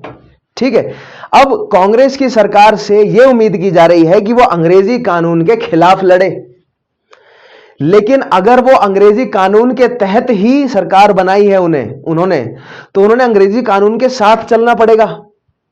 ये एक इंटरेस्ट में कॉन्फ्लिक्ट है कि उन्हें अंग्रेजी कानून के खिलाफ भी लड़ना है, प्लस उन्हें अंग्रेजी कानूनों को साथ लेकर भी चलना है। दैट मींस अगर किसी तरीके का कंस्ट्रक्टिव वर्क हो रहा है, किसी तरीके का एक्स्ट्रा लीगल एक्टिविटी हो रही है, सिविल डिसोबीडियंस हो रहा है, तो कांग्रेस, तो जो रूलिंग गवर्नमेंट है उसको उस सिविल डिसोबीडियंस का सपोर्ट भी करना है, और वो सिविल डिसोबीडियंस उसी सरकार के खिलाफ भी हो रहा है, क्योंकि सरकार में अगर सरकार के जो नुमाइंदे अगर कांग्रेस के लीडर हैं यानी भारतीय हैं, लेकिन सरकार अल्टीमेटली है तो अंग्रेजों की ही। तो ये कॉन्फ्लिक्ट ऑफ इंटरेस्ट बनता हुआ दिखा मद्रास में। इस कॉन्फ्लिक्ट ऑफ इंटरेस्ट का हमें एग्जांपल देखने को यह मिलता है कि यहां पर देखिएगा इस पॉइंट में कि एक कम्युनिस्ट लीडर हैं 1937 में, यूसुफ मेहर अली सोशलिस्ट लीडर हैं। ठीक है, मद्रास गवर्नमेंट के उन्होंने जब स्पीच दी मालाबार में, किसके खिलाफ, अंग्रेज सरकार के खिलाफ, तो उनको अरेस्ट कर लिया गया। लेकिन जब जवाहरलाल नेहरू ने जाकर विरोध किया सी राजगोपालाचारी का, तो फिर बाद में उन्हें छोड़ दिया गया। ठीक है, जवाहरलाल नेहरू या अन्य जो लेफ्टिस्ट लीडर्स हैं वो बहुत एक्टिव रहे इस मौके पर। ठीक है, उन्होंने ध्यान रखा कि कांग्रेस की जो सरकार है वो जहां जहां पर कांग्रेस की सरकार है वो अपनी शक्ति का दुरुपयोग ना करे। ठीक है, तो यहां पर कांग्रेस के लीडर्स ही कांग्रेस के अन्य मतलब कि अगर वो हो सकता है, जैसे ये सोशलिस्ट ग्रुप का व्यक्ति है, ठीक है, उसका विरोध कर रहे हैं, उसको अरेस्ट करवा दिया, तो ये शक्ति का दुरुपयोग हो गया ना। तो शक्ति का दुरुपयोग ना हो, इसको चेक करने के लिए जवाहरलाल नेहरू जगह जगह पर, मतलब हर प्रोविंस में जाकर, जैसे उन्होंने बॉम्बे प्रोविंस में जाकर भी बोला कि आप शक्ति का दुरुपयोग कर रहे हैं, मद्रास में भी बोला, ठीक है, बंगाल में भी जाकर उन्होंने कहा। आगे देखिए, नेक्स्ट पॉइंट आता है के M Munshi, the home minister of Bombay, ठीक है, and a light weight with in the Congress leadership use the CID to watch the communist and other left wing congressman. सो के एम मुंशी ने सीआईडी का यूज किया किस पर, कम्युनिस्ट पे। अब यहां पर ध्यान देना है, सी राजगोपालाचारी, के M Munshi right wing leaders हैं, ठीक है, और कम्युनिस्ट लीडर जो है वो लेफ्ट विंग है। तो ये राइट विंग लेफ्ट विंग की आपस में कॉन्फ्लिक्ट है ही। ठीक है, तो जो राइट विंग लीडर्स, अब देखिए लेफ्ट विंग जो लीडर्स हैं उन्होंने तो काउंसिल एंट्री को पहले ही मना कर दिया था, उन्होंने तो बोला ही नहीं था कि काउंसिल में एंट्री करनी है। That means left wing leader जो है वो गवर्नमेंट का हिस्सा नहीं बने, सभी नहीं बने, लेकिन कुछ बने उनमें से, लेकिन सभी लेफ्ट विंग लीडर्स जो है वो गवर्नमेंट का हिस्सा नहीं बने। राइट विंग लीडर्स जो कि स्वराजिस्ट है, न्यू स्वराजिस्ट थे, वो गवर्नमेंट का हिस्सा बने हैं। ठीक है, और राइट विंग लीडर्स को किसकी आइडियोलॉजी पसंद नहीं है, लेफ्ट विंग लीडर्स की आइडियोलॉजी पसंद नहीं है, कम्युनिस्ट आइडियोलॉजी पसंद नहीं है। ठीक है, तो जो राइट विंग लीडर्स हैं वो चाहते हैं कि हमारे तरीके से जो है वो ये मूवमेंट आगे बढ़े, और जो कम्युनिस्ट या सोशलिस्ट लीडर्स हैं वो चाहते हैं कि हमारे तरीके से मूवमेंट आगे बढ़े। तो यहां पर कॉन्फ्लिक्ट ऑफ इंटरेस्ट है। अब ये कॉन्फ्लिक्ट ऑफ इंटरेस्ट स्वदेशी से चला आ रहा है, ये कॉन्फ्लिक्ट ऑफ इंटरेस्ट हमें होम रूल मूवमेंट में भी नजर आया था, यही कॉन्फ्लिक्ट ऑफ इंटरेस्ट हमें स्वराजिस्ट जब आए तब भी नजर आया, यही कॉन्फ्लिक्ट ऑफ इंटरेस्ट हमें आफ्टर सिविल डिसोबीडियंस मूवमेंट भी नजर आया, और यही कॉन्फ्लिक्ट ऑफ इंटरेस्ट हमें नजर आ रहा है जब अंग्रेजी सरकार, जब कांग्रेस की सरकार बनी प्रोविंसेस में। ठीक है, कॉन्फ्लिक्ट ऑफ इंटरेस्ट किसके बीच में, कि हमें या तो रेवोल्यूशनरी एक्टिविटीज करनी है, और दूसरी साइड क्या बोल रहा है, दूसरी साइड क्या बोलती है कि हमें कॉन्स्टिट्यूशनल एक्टिविटीज करनी है, कानून के दायरे में रहकर करना है सब कुछ। तो ये कॉन्फ्लिक्ट ऑफ इंटरेस्ट है। तो जो सरकार है उसके पास पुलिस है, और वहां पर के एम मुंशी ने पुलिस का इस्तेमाल किया, सीआईडी का इस्तेमाल किया, इसका विरोध किया खुले तौर पर जवाहरलाल नेहरू ने। ठीक है, तो ये डायरेक्ट एग्जाम्पल्स हमें ध्यान रखने हैं। तो ये तो बात आई सिविल लिबर्टीज के लिए, कहां कहां पर सिविल लिबर्टीज के लिए काम किया गया उसके एग्जांपल्स देखे हमने, कहां कहां पर नहीं काम किया गया उसके एग्जांपल्स देखे। अब बात करते हैं अग्रेरियन रिफॉर्म्स की, यानी कि किसानों के लिए, ग्रामीण शक्ति के लिए, या जो पीजेंट्री है, जमींदार है, उनके लिए क्या रिफॉर्म्स लाए गए। तो पहला पॉइंट देखिएगा, there were certain basic constraint due to which the Congress ministers could not undertake a complete overhaul of the agrarian structure by completely abolishing zamindari. यहां पर हमें यह समझना है कि कांग्रेस सरकार के हाथ बंधे हुए थे, क्योंकि जैसा मैंने कहा ना, वो हैं तो कांग्रेस के लीडर्स, लेकिन सरकार तो फिर भी अंग्रेजों की ही है। ठीक है, सो दैट मीन्स कानून जो है वो अंग्रेजों द्वारा बनाए गए हैं, अमेंडमेंट्स जो है वो ब्रिटिश पार्लियामेंट से होगा। ठीक है, जो फाइनल अथॉरिटी है वो प्रोविंसेस में गवर्नर के पास और सेंटर में गवर्नर जनरल के पास। दैट मीन्स, और जो सेंटर से कानून बन के आया है उस पर प्रोविंस कुछ नहीं कर सकती है, या प्रोविंशियल गवर्नमेंट कुछ नहीं कर सकती। और अगर आप कोई रेडिकल फैसला लेना है तो एसेंट गवर्नर देगा, और वहां पर गवर्नर को मनाना मुश्किल है, वो तो अंग्रेज है, और वो भी क्राउन का नॉमिनी। तो समस्याएं बहुत सारी है कांग्रेस के आगे, कांग्रेस के हाथ बंधे हुए हैं। ऐसे में उनके सामने जो भी अपॉर्चुनिटी है उसको बेस्ट तरीके से यूज करना उनके लिए जो है वो इस समय सबसे जरूरी काम था, और हमें वही समझना है कि कैसे उन्होंने बेस्ट तरीके से अपने ऑप्शंस को यूज किया। क्योंकि देखिएगा, जहां जहां पर कांग्रेस की सरकार बनी है उसके अलावा जरूरी नहीं है कि सारी सीटें कांग्रेस ने जीती। अगर उन्हें प्रोविंशियल लेजिस्लेटिव काउंसिल से अगर कोई रेजोल्यूशन पास करवाना है तो अन्य भारतीय वोट भी तो चाहिए उनको अपनी साइड। और अन्य भारतीय वोट क्या है? अन्य भारतीय वोट हैं जमींदारों के, भारतीय पूंजीपतियों के, भारतीय प्रिंसली शासकों के। ठीक है, उसके अलावा अन्य भारतीय जो मर्चेंट्स हैं वो सब, उसके अलावा जो नॉन कांग्रेस पार्टी के जो लीडर्स हैं वो मुस्लिम लीग के हो सकते हैं। ठीक है, जो सिख ऑर्गेनाइजेशन है वहां से, उसके अलावा हो सकता है कि वो प्रिंसली के हो, या और जितनी भी छोटी मोटी या छोटी बड़ी जितनी भी ऑर्गेनाइजेशन है जो रीजनल लेवल पर काम कर रही थी उनके लीडर से, सबको जोड़कर एक रेजोल्यूशन पास करना पहले लेजिस्लेटिव काउंसिल में, फिर उसको एसेंट दिलवाना गवर्नर की, तब जाकर वो लागू हो प्रोविंस में और लोगों का भला हो। यह चुनौती थी कांग्रेस के सामने। ठीक है, चुनौती समझ गए आप क्या है? अब ये केवल आपको कांग्रेस के पॉइंट ऑफ व्यू से नहीं देखना है, यही चुनौती अब पूंजीपतियों के पॉइंट ऑफ व्यू से भी तो देखो। पूंजीपतियों को क्या है, अपना बिजनेस बूम करना है उन्हें।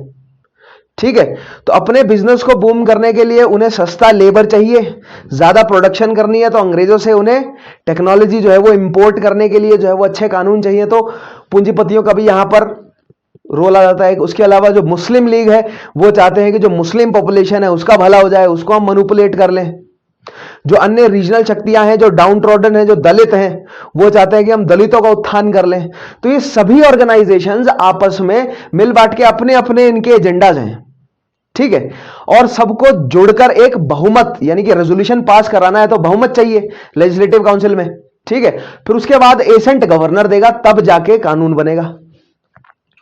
तो वो बहुमत प्राप्त करने के लिए जमींदारों की सहमति पाने के लिए, या उसके अलावा भारतीय पूंजीपतियों की सहमति पाने के लिए बहुत सारे कदम कांग्रेस को ऐसे उठाने पड़े जिसकी वजह से कांग्रेस जो है वो पीजेंट्री से दूर हो गया। क्योंकि अगर जमींदारों का साथ देगी कांग्रेस तभी तो पीजेंट्रियों का नुकसान होगा। क्यों? क्योंकि जमींदारों का फायदा कब है? जब वो पीजेंट्री से ज्यादा जो है वो रिसोर्सेज को एक्सप्लॉइट करें। ठीक है, कैपिटलिस्ट का फायदा कब है? भारतीय पूंजीपतियों का फायदा कब है? जब वो भारतीय मजदूरों को ज्यादा से ज्यादा एक्सप्लॉइट करें। ठीक है, भारतीय बड़े जमींदार और मर्चेंट्स का फायदा कब है? जब वो भारतीय मार्केट को ज्यादा से ज्यादा एक्सप्लॉइट करें। उसके अलावा भारतीय प्रिंसली का फायदा कब है? जब उनको ज्यादा से ज्यादा जो है वो शक्तियां प्राप्त हो या अन्य बहुत सारी जो भी उनकी डिमांड्स है उसको पूरा किया जाए। ठीक है, that means in the long run अगर कांग्रेस को टिका रहना है तो यहां पर उनके सामने एक बहुत मुश्किल फैसला था कि पीजेंट्री का सपोर्ट किया जाए, ठीक है, या कुछ हद तक जो मतलब कुछ हद तक पूरी की पूरी पीजेंट्री का अगर वो सपोर्ट करते हैं तो उनके हाथ से जमींदारों का, कैपिटलिस्ट का सपोर्ट छूट जाएगा और लेजिस्लेटिव काउंसिल में बहुमत जो है वो किसी रेजोल्यूशन पर नहीं बन पाएगा और रेजोल्यूशंस पास नहीं हो पाएंगे। तो यहां पर क्रिटिसाइज किया गया है कांग्रेस को कि उन्होंने रेजोल्यूशंस पास कराने के चक्कर में जो भारतीय पीजेंट्री और भारतीय लेबर है उनका खुलकर सपोर्ट नहीं किया, उनके लिए ज्यादा काम नहीं किए। ठीक है, या इस तरह कहा जाए कि जो नॉन फ्रेंचाइज्ड जो पीजेंट है, जो नॉन फ्रेंचाइज्ड लेबर है, यानी ऐसे कृषक और ऐसे लेबर आर्टिशन या भारतीय समाज की ऐसी जनसंख्या जो कि जिसके पास वोट नहीं है, उसके लिए कांग्रेस ने काम नहीं किया, क्योंकि जिसके पास वोट हैं उसके लीडर्स जो हैं वो काउंसिल में हैं और उन्हीं को ही कंसिलिएट करने का काम कांग्रेस को करना है ताकि कोई रेजोल्यूशन जो है वो पास हो सके। ठीक है, पीजेंट्री के पास वोट नहीं है तो पीजेंट्री पर ध्यान नहीं दिया गया। लेकिन आगे हम इसको माइक्रो एनालिसिस में लेकर जाएंगे कि क्या यह कांग्रेस की पॉलिसी सही थी या नहीं थी, कहां तक सही थी, कितना नुकसान किया, किसके फेवर में थी, किसके फेवर में नहीं थी, क्या कैपिटलिस्ट के फेवर में थे, क्या जमींदारों के फेवर में थे। ठीक है, यह स्ट्रेटजी थी क्या कांग्रेस की आखिर, तो आगे क्रिटिसाइज करेंगे। अभी केवल मैंने बताया ना, फाउंडेशन है ये, अभी केवल मैं इतना ही डिस्कस कर सकता हूं, केवल इतना ही डाइजेस्ट कीजिए आप। अभी आगे आने वाले सेशंस में मैं डिटेल में इसमें हम जाएंगे, इन्हीं सब सवालों के जवाब देंगे। क्या कांग्रेस के इंटेंशन सही थे या गलत थे, किसका सपोर्ट कर रही थी कांग्रेस, किसका सपोर्ट नहीं कर रही थी, इन सारी चीजों के जवाब मिलेंगे आपको। ठीक है, आगे बढ़ते हैं। नेक्स्ट देखिएगा, अब पॉइंट्स देखते हैं कि क्या क्या कंस्ट्रेंट्स थे कांग्रेस के सामने, क्या क्या समस्याएं थी। पहला पॉइंट देखिएगा, the ministers did not have adequate powers. पहली बात तो मिनिस्टर्स के पास शक्तियां नहीं थी, मैंने आपको बताया ना, गवर्नर और गवर्नर जनरल के पास है शक्तियां। उसके अलावा there were inadequate financial resources as a lion's share was appropriated by government of India. Financial resources, पैसा बहुत कम था प्रोविंशियल गवर्नमेंट के पास। क्यों? क्योंकि जो केंद्र सरकार है, जो गवर्नमेंट ऑफ इंडिया है, जो सेंटर पे थी जो गवर्नमेंट अंग्रेजों की, उसका हिस्सा जो है वो बहुत बड़ा हुआ करता था। अब लायंस शेयर का मतलब क्या होता है कि एक जो लायन का प्राइड होता है ना, यानी जो शेरों का झुंड होता है उसको लायन का प्राइड कहा जाता है। उसमें जो शेर है वो शिकार नहीं करता, बहुत कम मौकों पर शेर शिकार करता है। अगर शेरनियों की मतलब शेरनियों के कंट्रोल से बाहर चली जाए बात, तब शेर आता है शिकार करने, अदरवाइज शेर पीछे बैठे देखता रहता है। शेरनियां शिकार करती हैं और फिर शेर जाता है शिकार में से अपना हिस्सा लेने, और काफी बड़ा हिस्सा शेर का होता है। ठीक है, तो ये शेरों के समाज में छोटा सा चलता है ये फंक्शन, और वही चीज, उसी चीज को मेटाफोरिकली यूज किया जाता है जब कोई बड़ी ऊपर अथॉरिटी होती है वो नीचे वाली अथॉरिटी से बड़ा शेयर जो है वो हो सकता है टैक्स का, रेवेन्यू का कलेक्ट करता हो, दैट इज लायंस शेयर कहा जाता है उसे। ठीक है, तो गवर्नमेंट ऑफ इंडिया का हिस्सा बहुत बड़ा होता था तो प्रोविंसेस के लिए कुछ खास बचता था नहीं। ठीक है, strategy of class adjustment was further hurdle since zamindar etcetera had to be conciliated and neutralised. इसको कहते हैं स्ट्रेटजी ऑफ क्लास एडजस्टमेंट, जो मैंने आपको भी थोड़ी देर पहले समझाई ना, उसको स्ट्रेटजी ऑफ क्लास एडजस्टमेंट कहा जाता है। ठीक है, कि अगर इस मूवमेंट को आगे लंबे मतलब समय तक चलाना है, ठीक है, तो समाज का एक ऐसा हिस्सा है उसको खुश रखना बहुत अनिवार्य है, क्योंकि उसको हम खुश रखेंगे तभी यह मूवमेंट ठीक से चल पाएगा। अगर वहां पर कॉन्फ्लिक्ट आ गया, मान लीजिए जमींदारों से अगर कांग्रेस का कॉन्फ्लिक्ट हो जाता है तो कोई रेजोल्यूशन पास नहीं होने देंगे जमींदार। तो अगर रेजोल्यूशन पास नहीं होगा तो जो पीजेंट्री में से 20% या 30% पीजेंट्री का भला हो रहा है वो भी नहीं हो पाएगा। ठीक है, तो यहां पर डैमेज वाली बात है कि कितना डैमेज कांग्रेस सरकार ले सकती है। क्या वो 100% डैमेज लेने को तैयार है, या 70% डैमेज लेने को तैयार है, या 60% डैमेज लेने को तैयार है। ठीक है, तो अगर वो जमींदारों को, कैपिटलिस्ट को, जो प्रिंसलीज हैं उनको कंसीलिएट करती है तो हो सकता है कि वो केवल 60% डैमेज उनको हो। ठीक है, यानी कि केवल 60% पीजेंट्री को उनके हक ना मिले, 40% पीजेंट्री को उनके हक मिल जाए। तो 40% is better than nothing, right. अगर 40% अगर आप पीजेंट्री का उत्थान कर दे रहे हैं तो वो बहुत बेटर है। अगर कुछ भी किसी भी पीजेंट्री का उत्थान ना हो, तो अगर आप इस तरह की सिचुएशन में जब आप होते हैं ना, तो आपको फैसले लेने पड़ते हैं इस तरह के कठिन, जो कि कांग्रेस को लेने पड़े और उनको क्रिटिसिज्म सहना पड़ा कि वो जमींदारों का सपोर्ट कर रहे हैं। ठीक है, अब यहां पर आप क्लियरली ये भी नहीं बोल सकते कि कांग्रेस के हमेशा मोटिव सही थे। बहुत सारी जगहों पर पॉलिटिक्स भी रची जा रही थी। कांग्रेस के लीडर्स नहीं चाहते थे, राइट विंग नहीं चाहते थे कि लेफ्ट विंग का फायदा हो, लेफ्ट विंग नहीं चाहते थे राइट विंग का फायदा हो, गांधी जी के सपोर्टर्स नहीं चाहते थे कि कांग्रेस में बंटवारा हो जाए। तो अलग अलग लीडर्स की अपने अपने पॉलिटिकल मोटिव्स थे। नेशनल लेवल पर जब कोई ऑर्गेनाइजेशन चला जाता है ना, तो ये बहुत बड़ी समस्या हो जाती है।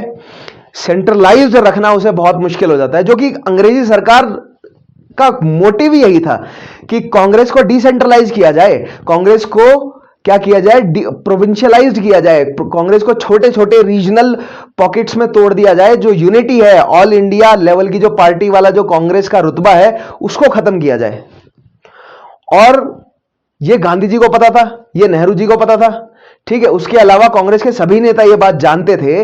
डिस्कवरी ऑफ इंडिया में नेहरू ने बात मेंशन करी है कि हमें यह बात शुरू से पता थी कि जो हम ये इंस्टीट्यूशन एस्टेब्लिश करा है, हमने जो गवर्नमेंट्स एस्टेब्लिश करी हैं, ये लंबे समय तक नहीं टिक पाएगी, क्योंकि खींचतान आपस में बढ़ जाएगी इतनी, और जो हमारा मेन मोटिव है पूर्ण स्वराज का, उस रास्ते से हम भटक ना जाएं और कहीं हम अंग्रेजों के हाथ की कठपुतली ना बन जाएं। और जो अंग्रेजी सरकार जो चाहती है हमसे, यानी कि अंग्रेजी सरकार जो हमें तोड़ना चाहती है, हम टूट ना जाएं।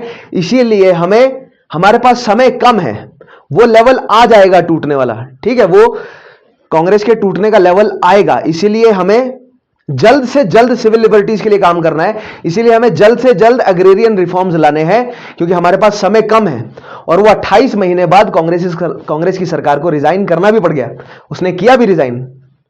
ठीक है, तो यहां पर यह बात तो पहले से ही तय थी कि कांग्रेस की सरकार को भंग होना ही पड़ेगा, क्योंकि एक ना एक दिन ऐसा आएगा ही जब फैसला लेना पड़ जाएगा कि हमें अपना मूवमेंट चालू रखना है या हम जो है वो अंग्रेजी एडमिनिस्ट्रेटिव का हिस्सा बन गए। मैंने पिछले टॉपिक में समझाया है ना कि किस अंग्रेजों की पॉलिसी क्या थी, लॉन्ग टर्म स्ट्रेटजी क्या थी उनकी, कि कांग्रेस को जोड़कर रखो, एक समय ऐसा आएगा कि कांग्रेस हमारा ही हिस्सा बन जाएंगे। वो अपने ही लोगों को दबाते रहेंगे, कांग्रेस में टुकड़े हो जाएगा, टुकड़े टुकड़े हो जाएंगे। ठीक है, कांग्रेस के। तो ये चीजें हमें समझनी है, छोटे छोटे पॉइंट, यही कॉन्सेप्ट हैं, यही आपको आंसर राइटिंग में मदद करेंगे। सो क्लास एडजस्टमेंट, वैसे अदरवाइज ये क्लास एडजस्टमेंट जो स्ट्रेटजी है, मैं आगे आने वाले सेशंस में आपको इसे डिटेल में एक्सप्लेन करूंगा विद एग्जांपल्स। नेक्स्ट पॉइंट देखिएगा, there was constraint of time since the logic of Congress politics was confrontation and not cooperation with colonialism। देखिए, जो मैंने अभी एक्सप्लेन किया कि समय की बाध्यता है उनके पास, समय कम है। क्यों है समय कम? क्योंकि उनकी जो आइडियोलॉजीज है ना, कांग्रेस कर क्या रही है, कांग्रेस अपने जो फेवर के, यानी कि अग्रेरियन रिफॉर्म्स ला रही है, सिविल लिबर्टीज प्रोवाइड कर रही है, ऐसे काम कर रही है जल्दी जल्दी। तो जो कॉलोनियल गवर्नमेंट है ना, जो ब्रिटेन में बैठी है, उसको यह बात पसंद नहीं आएगी। वो जल्द से जल्द ऐसा माहौल बनाएगी कि कांग्रेस जो है वो क्या करे, छोड़ दे सिस्टम, है ना। या तो कांग्रेस जो है वो कांग्रेस के टुकड़े हो जाए, या तो कांग्रेस को विवश कर दिया जाए कि वो रिजाइन कर दे, यानी कुछ ना किसी तरीके से कांग्रेस का काम जो है वो बाधा डालेंगे वो। ठीक है, तो दैट मीन्स एक ऐसा समय आए जिसमें हमारी कांग्रेस, एक ऐसा समय आए जब कांग्रेस टूट जाए, उससे पहले पहले हमें ज्यादा से ज्यादा रिफॉर्म्स ले आने हैं और फिर रिजाइन कर देना है चुपचाप। और वैसा हुआ भी। ठीक है, ये स्ट्रेटजी थी कांग्रेस के लीडर्स की पहले से ही। नेक्स्ट चीज देखिएगा, war clouds had started hovering around 1938। 1938 के आसपास युद्ध का माहौल बन चुका था। ठीक है, उससे भी लग गया था कि युद्ध होगा तो अंग्रेजी सरकार फिर से मदद मांगेगी भारतीयों की, और अंग्रेजी सरकार फिर से ऐसे कानून लेकर आएगी जो कि भारतीयों को क्या करेंगे। देखिए, मैंने आपको बताया ना, युद्ध के दौरान, प्रथम विश्व युद्ध के दौरान, ठीक है, तुरंत मुझे आप कानून बताएंगे 1915 में जो लागू हुआ था डिफेंस वाला। ठीक है, और उस कानून को मॉडिफाई करके नेक्स्ट जो है वो क्या कानून लाया गया, तुरंत मुझे कमेंट में बताएंगे। अगर आपने देखा है वो सेशन तो डेफिनेटली आप इस चीज का जवाब दे सकते हैं। मैंने आपको पूरा ये एक्सप्लेन की थी चीजें। ठीक है, सो विश्व युद्ध के समय, प्रथम विश्व युद्ध के समय भी भारत की सोसाइटी में कई तरह की रुकावटें ला दी गई थी। ठीक है, भारत के जो लीडर्स हैं उनको अरेस्ट कर लिया गया था, उनको प्रोटेस्ट करने से रोक दिया गया था। तो द्वितीय विश्व युद्ध, अगर फिर से विश्व युद्ध छिड़ता है तो वो सिचुएशन फिर ना क्रिएट हो जाए, इसलिए कांग्रेस के लीडर डर रहे थे और इसलिए वो रिजाइन करना चाहते थे पहले से। ठीक है, ऑलराइट, आगे देखते हैं। The reactionary second chamber, that is legislative councils, dominated by landlords, money lenders, the capitalists in United Province, Bihar, Bombay, Madras and Assam, had to be conciliated as its support was necessary for legislations. अब ये मैंने आपको पहले explain किया है कि जो जमींदार वगैरह हैं उनको मनाना बहुत जरूरी था। ठीक है, प्लस दूसरी चीज मैंने आपको बताई, पिछले ही सेशन में मैंने आपको एक्सप्लेन किया था कि किस तरह अपर हाउस और लोअर हाउस की व्यवस्था जो है वो बनाई गई, यानी बाय कैमरलाइज किया गया है लेजिस्लेशन को, centre as well as province में। तो प्रोविंस, ऐसे प्रोविंसेस जिनकी जनसंख्या ज्यादा है, उनमें एक अपर हाउस बनाने की व्यवस्था थी, और अपर हाउस के लिए जो फ्रेंचाइज है वो लोअर हाउस के कंपैरिजन में बहुत छोटा था। यानी लोअर हाउस में जहां पर 3 करोड़ के लगभग था फ्रेंचाइज की संख्या, वहीं पर ही अपर हाउस में केवल 70,000 लोग वोट कर सकते थे। और फ्रेंचाइज भी बहुत ज्यादा जो है वो कंस्ट्रेंट था, किसके लिए? केवल उसमें जमींदार और जो लैंडलॉर्ड्स हैं मुख्य, या उसके अलावा जो भारतीय मर्चेंट हैं या भारतीय जो प्रिंसलीज हैं वो लोग थे उसमें शामिल। दैट मीन्स जो अपर हाउस है उसको मनाए बगैर किसी रेजोल्यूशन को पास कराया नहीं जा सकता। यही अंग्रेजी सरकार चाहती थी और यही समस्या थी कांग्रेस के लीडर्स के सामने भी। ठीक है, आगे देखते हैं next point. The agrarian structure was too complex. तो ये तो मैंने आपको समझाया ही, अग्रेरियन स्ट्रक्चर बहुत ज्यादा कॉम्प्लेक्स तो था ही। नेक्स्ट पॉइंट देखिएगा, in spite of these constraints the Congress ministers manage to legislate a number of laws relating to land reforms, डेप्ट relief, forest grazing fee, arrears of rent, land tenures etcetera. बहुत सारे कानून बनाने में कामयाब रहे इन सब समस्याओं की वजह से के बावजूद। उसके कुछ एग्जांपल्स देखते हैं हम। देखिएगा, यूपी में एक टेनेंसी एक्ट लाया गया। ठीक है, अक्टूबर 1939 में एक टेनेंसी एक्ट जो है वो लाया गया यूपी में। बहुत इंपॉर्टेंट है, डायरेक्ट सवाल बनता है। Now this UP is not Uttar Pradesh, it is United province. ठीक है, अक्टूबर 1939 में ये एक्ट किस वजह से आया है? ये एक्ट आया है कांग्रेस के प्रेशर डालने की वजह से। Which gave all statutory tenants both in Agra and Oudh full hereditary rights in their holdings while taking away the landlords right to prevent the growth of occupancy. यहां पर जो स्टैट्यूटरी टेनेंट्स हैं उनको हेरिडिटरी राइट्स प्रोवाइड किए गए। उसके अलावा next point देखिएगा, in UP all increase in rent made since 1911 were abolished. This was estimated to mean a reduction about 25% in rent. United Province में 1911 के बाद जितना भी रेंट में बढ़ोतरी की गई थी उस सबको घटाया गया। उसके बाद most of these benefits went to statutory and occupancy tenants while sub tenants did not gain much. लेकिन इन सबसे फायदा किसका हुआ? ऐसे मजदूरों का जिन्होंने भूमि ठेके पर ले रखी थी, जो कि मजदूरी कर रहे थे। राइट, देखिए यहां पर आपको समझना पड़ेगा कि अलग अलग तरीके के मजदूर कैसे कैसे। एक तो जमींदार है जिनके पास जमीनें हैं, ठीक है, फिर उसके बाद है ठेकेदार, ऐसे किसान जो ठेके पर जमीनें ले सकते हैं किसानी करने के लिए। ठीक है, यानी कि जो ऑक्यूपेंसी या स्टैट्यूटरी लेवल पर जो है वो ऑक्यूपेंसी जो है वो गेन कर सकते हैं किसी भूमि की। ठीक है, जिसके लिए वो रेंट देते हो। और फिर एक तीसरे तबके के किसान है जो मजदूरी करते हैं।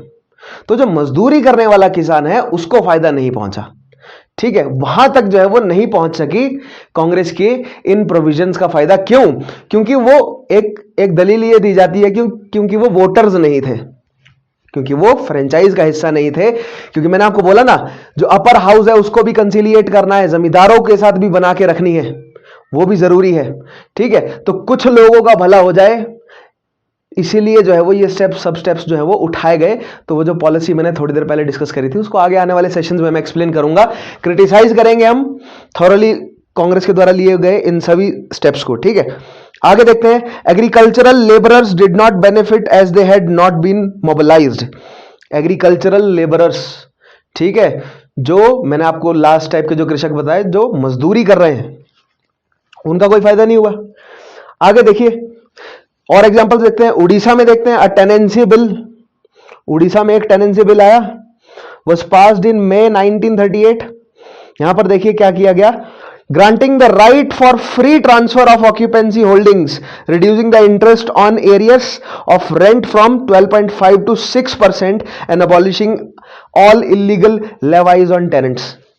तो यहां पर देखिए जो कर है, यानी अगर आप किसी भूमि को अपने पट्टे पर मतलब पट्टे पे चढ़वा रहे हैं, यानी कि ठेके पर अगर जमीन ले रहे हैं तो कितना परसेंट देना पड़ता है पहले 12.5, उसकी जगह उसको घटाकर 6 कर दिया गया। तो यहां पर घाटा बड़े जमींदारों को हो रहा है, देख रहे हैं आप।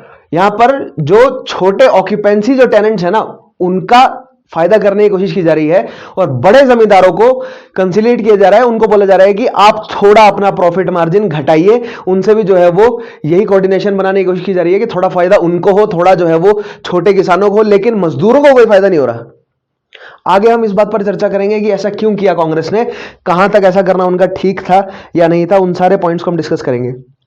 नेक्स्ट देखिएगा, इन मद्रास में देखते हैं, a committee under chairmanship of T प्रकाशन।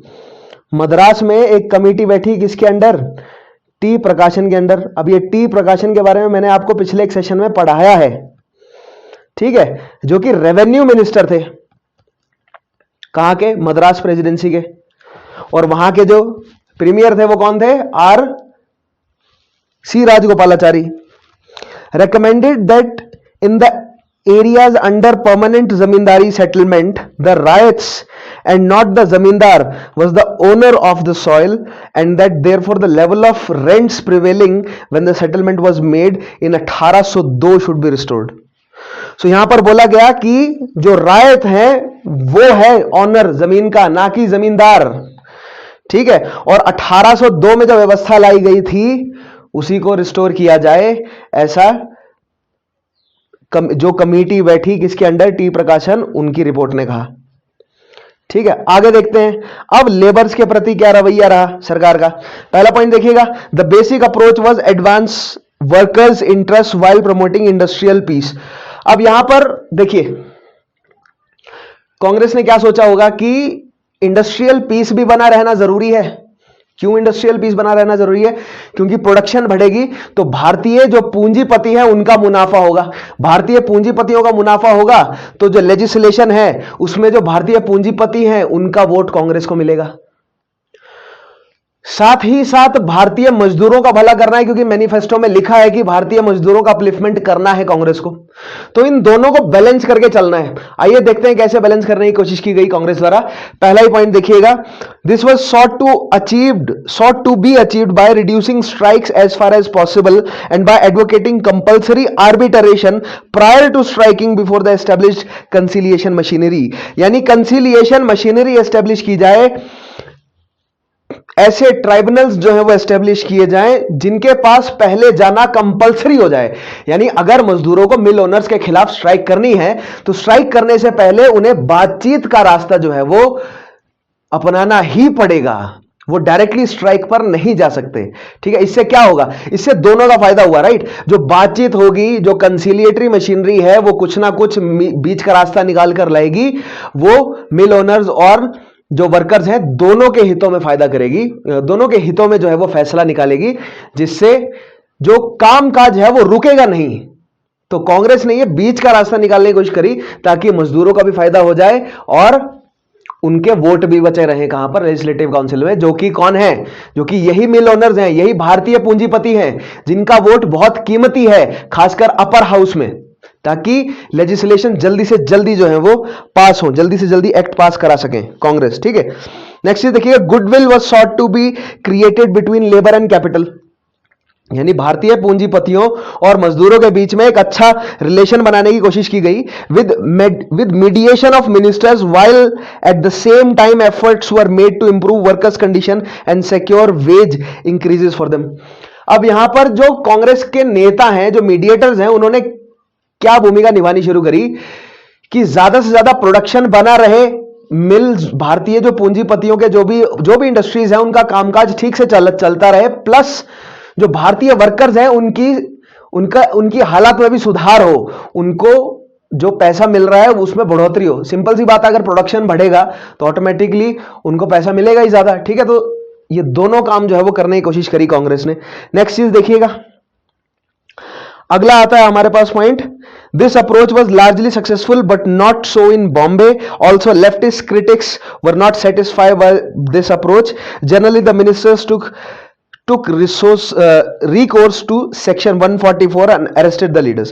देखिए बॉम्बे में ये पॉलिसी जो है वो नहीं काम कर सकी, अन्य भारत के हिस्सों में करा, क्योंकि बॉम्बे प्रेसिडेंसी में ज्यादा जो है वो क्या है, मिल है, ठीक है। और बॉम्बे प्रेसिडेंसी में जो कम्युनिस्ट पार्टी है, जो सोशलिस्ट लीडर है, उनकी हिट भी ज्यादा है। तो जो सोशलिस्ट लीडर्स हैं वो साफ साफ कैपिटलिस्ट लीडर्स के विरोध में है, और जो भारतीय जो कांग्रेस के लीडर्स थे, वो जो लेजिस्लेशन में बैठे हैं, वो भारतीय पूंजीपतियों का सपोर्ट कर रहे हैं, वो सपोर्ट कर रहे हैं कैपिटलिस्ट का। तो जो कांग्रेस के बीच ही कम्युनिस्ट लीडर्स हैं, या जो सीपीएम के लीडर्स थे, ठीक है, कम्युनिस्ट पार्टी के जो लीडर्स थे, उन्होंने डायरेक्ट जो है वो कॉन्फ्लिक्ट छेड़ दिया, किसके खिलाफ, जो कांग्रेस के लीडर्स और मिल ओनर्स के खिलाफ भी। क्यों?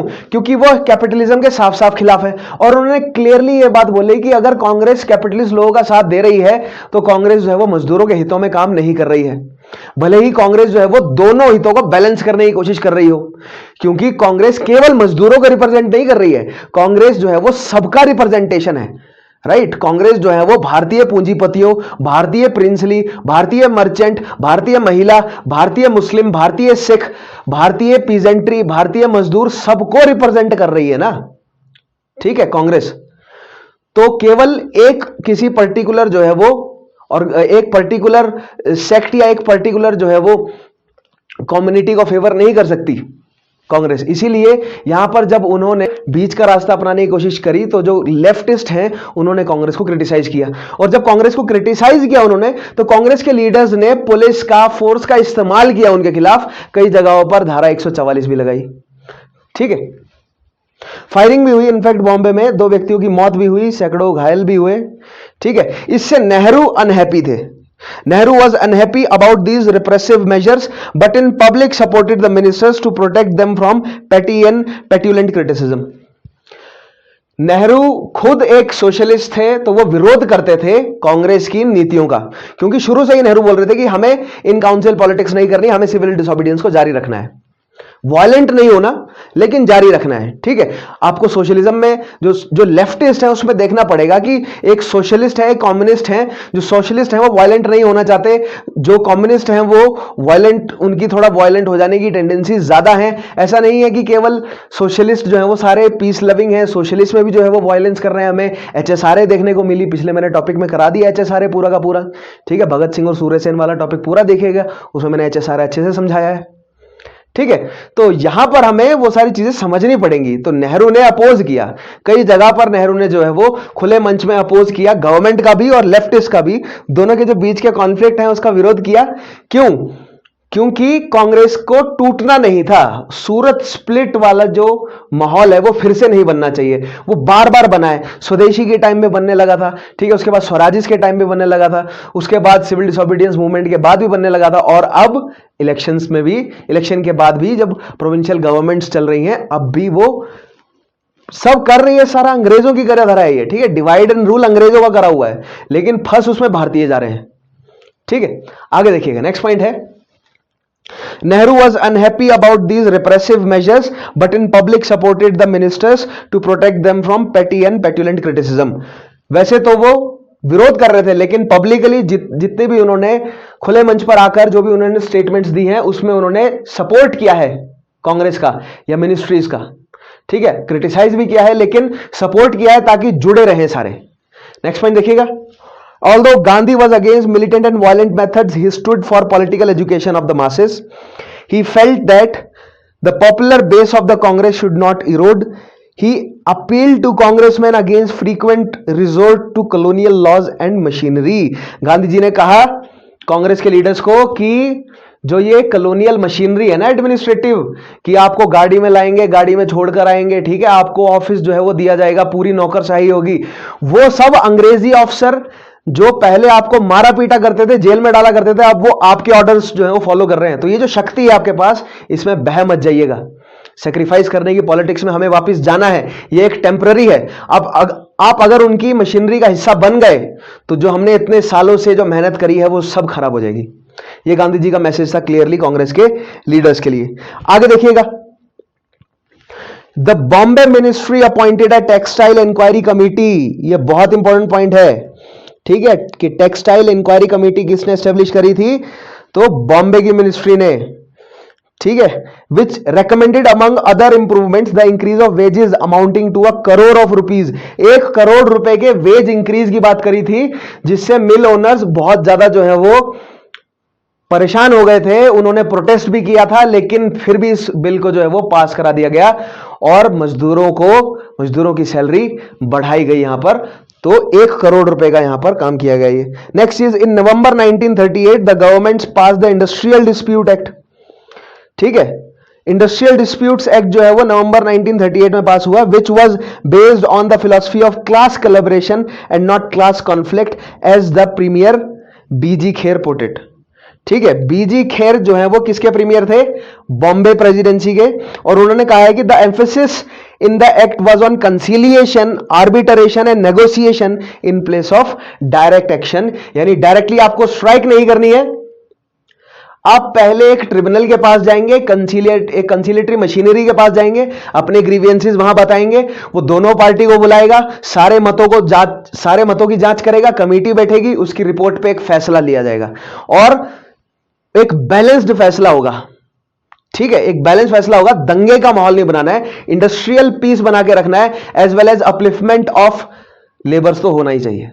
तो ये बॉम्बे में ध्यान रखिएगा, टेक्सटाइल इंक्वायरी कमेटी और फिर उसके बाद इंडस्ट्रियल डिस्प्यूट एक्ट जो है वो बहुत सारी प्रोविंसेस गवर्नमेंट ने पास किया।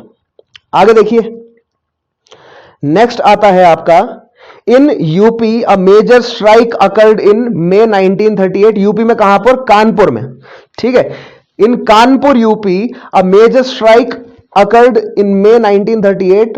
The government set up a labor inquiry committee headed by Rajendra Prasad. बहुत इंपॉर्टेंट पॉइंट है, लेबर इंक्वायरी कमेटी एक बार तो यूपी में बैठी, उसके हेड भी बने राजेंद्र प्रसाद। उसी तरह की एक लेबर इंक्वायरी कमेटी जो है वो बिहार में एस्टेब्लिश की गई, जिसको भी प्रिसाइड किया किसने? राजेंद्र प्रसाद जी ने।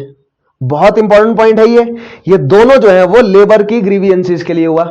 ठीक है, लेबर के जितने भी मैटर्स हैं उनको सॉल्व करने के लिए उनकी एक इंक्वायरी कमेटी बैठी, किसके अंडर? राजेंद्र प्रसाद के अंडर, एक बार कानपुर यूपी में और एक बार बिहार में। बहुत इंपॉर्टेंट पॉइंट है ये। अब देखते हैं सोशल वेलफेयर के लिए क्या क्या स्टेप्स उठाए गए कांग्रेस द्वारा। तो पहला पॉइंट देखिएगा, दीज इंक्लूड द फॉलोइंग। पहला पॉइंट है prohibition imposed in certain areas. जंगल में जाना, ठीक है, तालाब में नहीं जाना, ठीक है, पब्लिक प्लेसेस में नहीं जाना, डाउन ट्रॉडन्स में प्रोहिबिशन थे ना इस तरह के, वो सब हटाए गए। तो कई सारे प्रोहिबिशंस हटाए गए। उसके बाद मेजर्स फॉर वेलफेयर ऑफ हरिजन। ठीक है, अब स्पेसिफिकली हरिजन्स के ऊपर से क्या क्या प्रोहिबिशन हटाए गए? तो टेंपल एंट्री का, यूज ऑफ पब्लिक फैसिलिटीज जैसे कि सड़कें, अस्पताल जाना या पब्लिक ट्रेन वगैरह में सफर करना, तो पहले अछूतों को करने नहीं दिया जाता था। उसके अलावा स्कॉलरशिप्स देना, an increase in their numbers in government services and police. Government services में उनकी संख्या बढ़ाई गई। उसके अलावा attention given to primary, technical and higher education and to public health and sanitation. ठीक है, ये सब काम किए गए किसके द्वारा? जो 28 महीने की सरकार रही। उसके अलावा encouragement given to khadi through subsidies and other measures. Prison reforms लाए गए।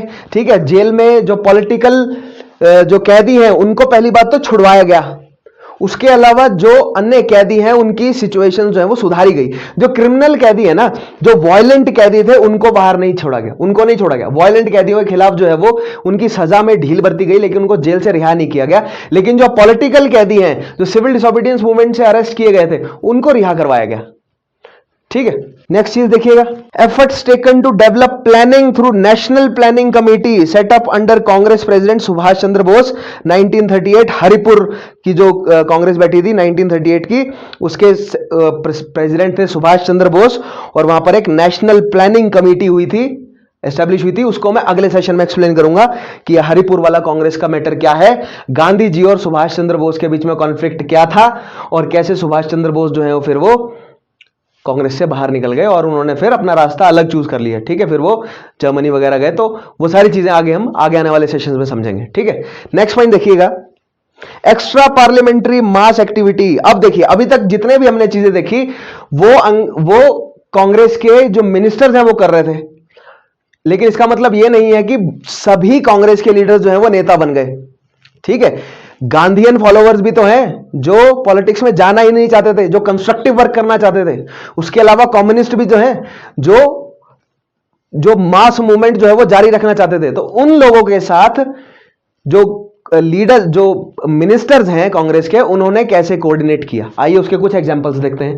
पहला पॉइंट देखिएगा, such activities included launching of mass literacy campaigns, setting up of Congress police stations and panchayat, Congress grievances committees representing mass petitions to government and states people movement।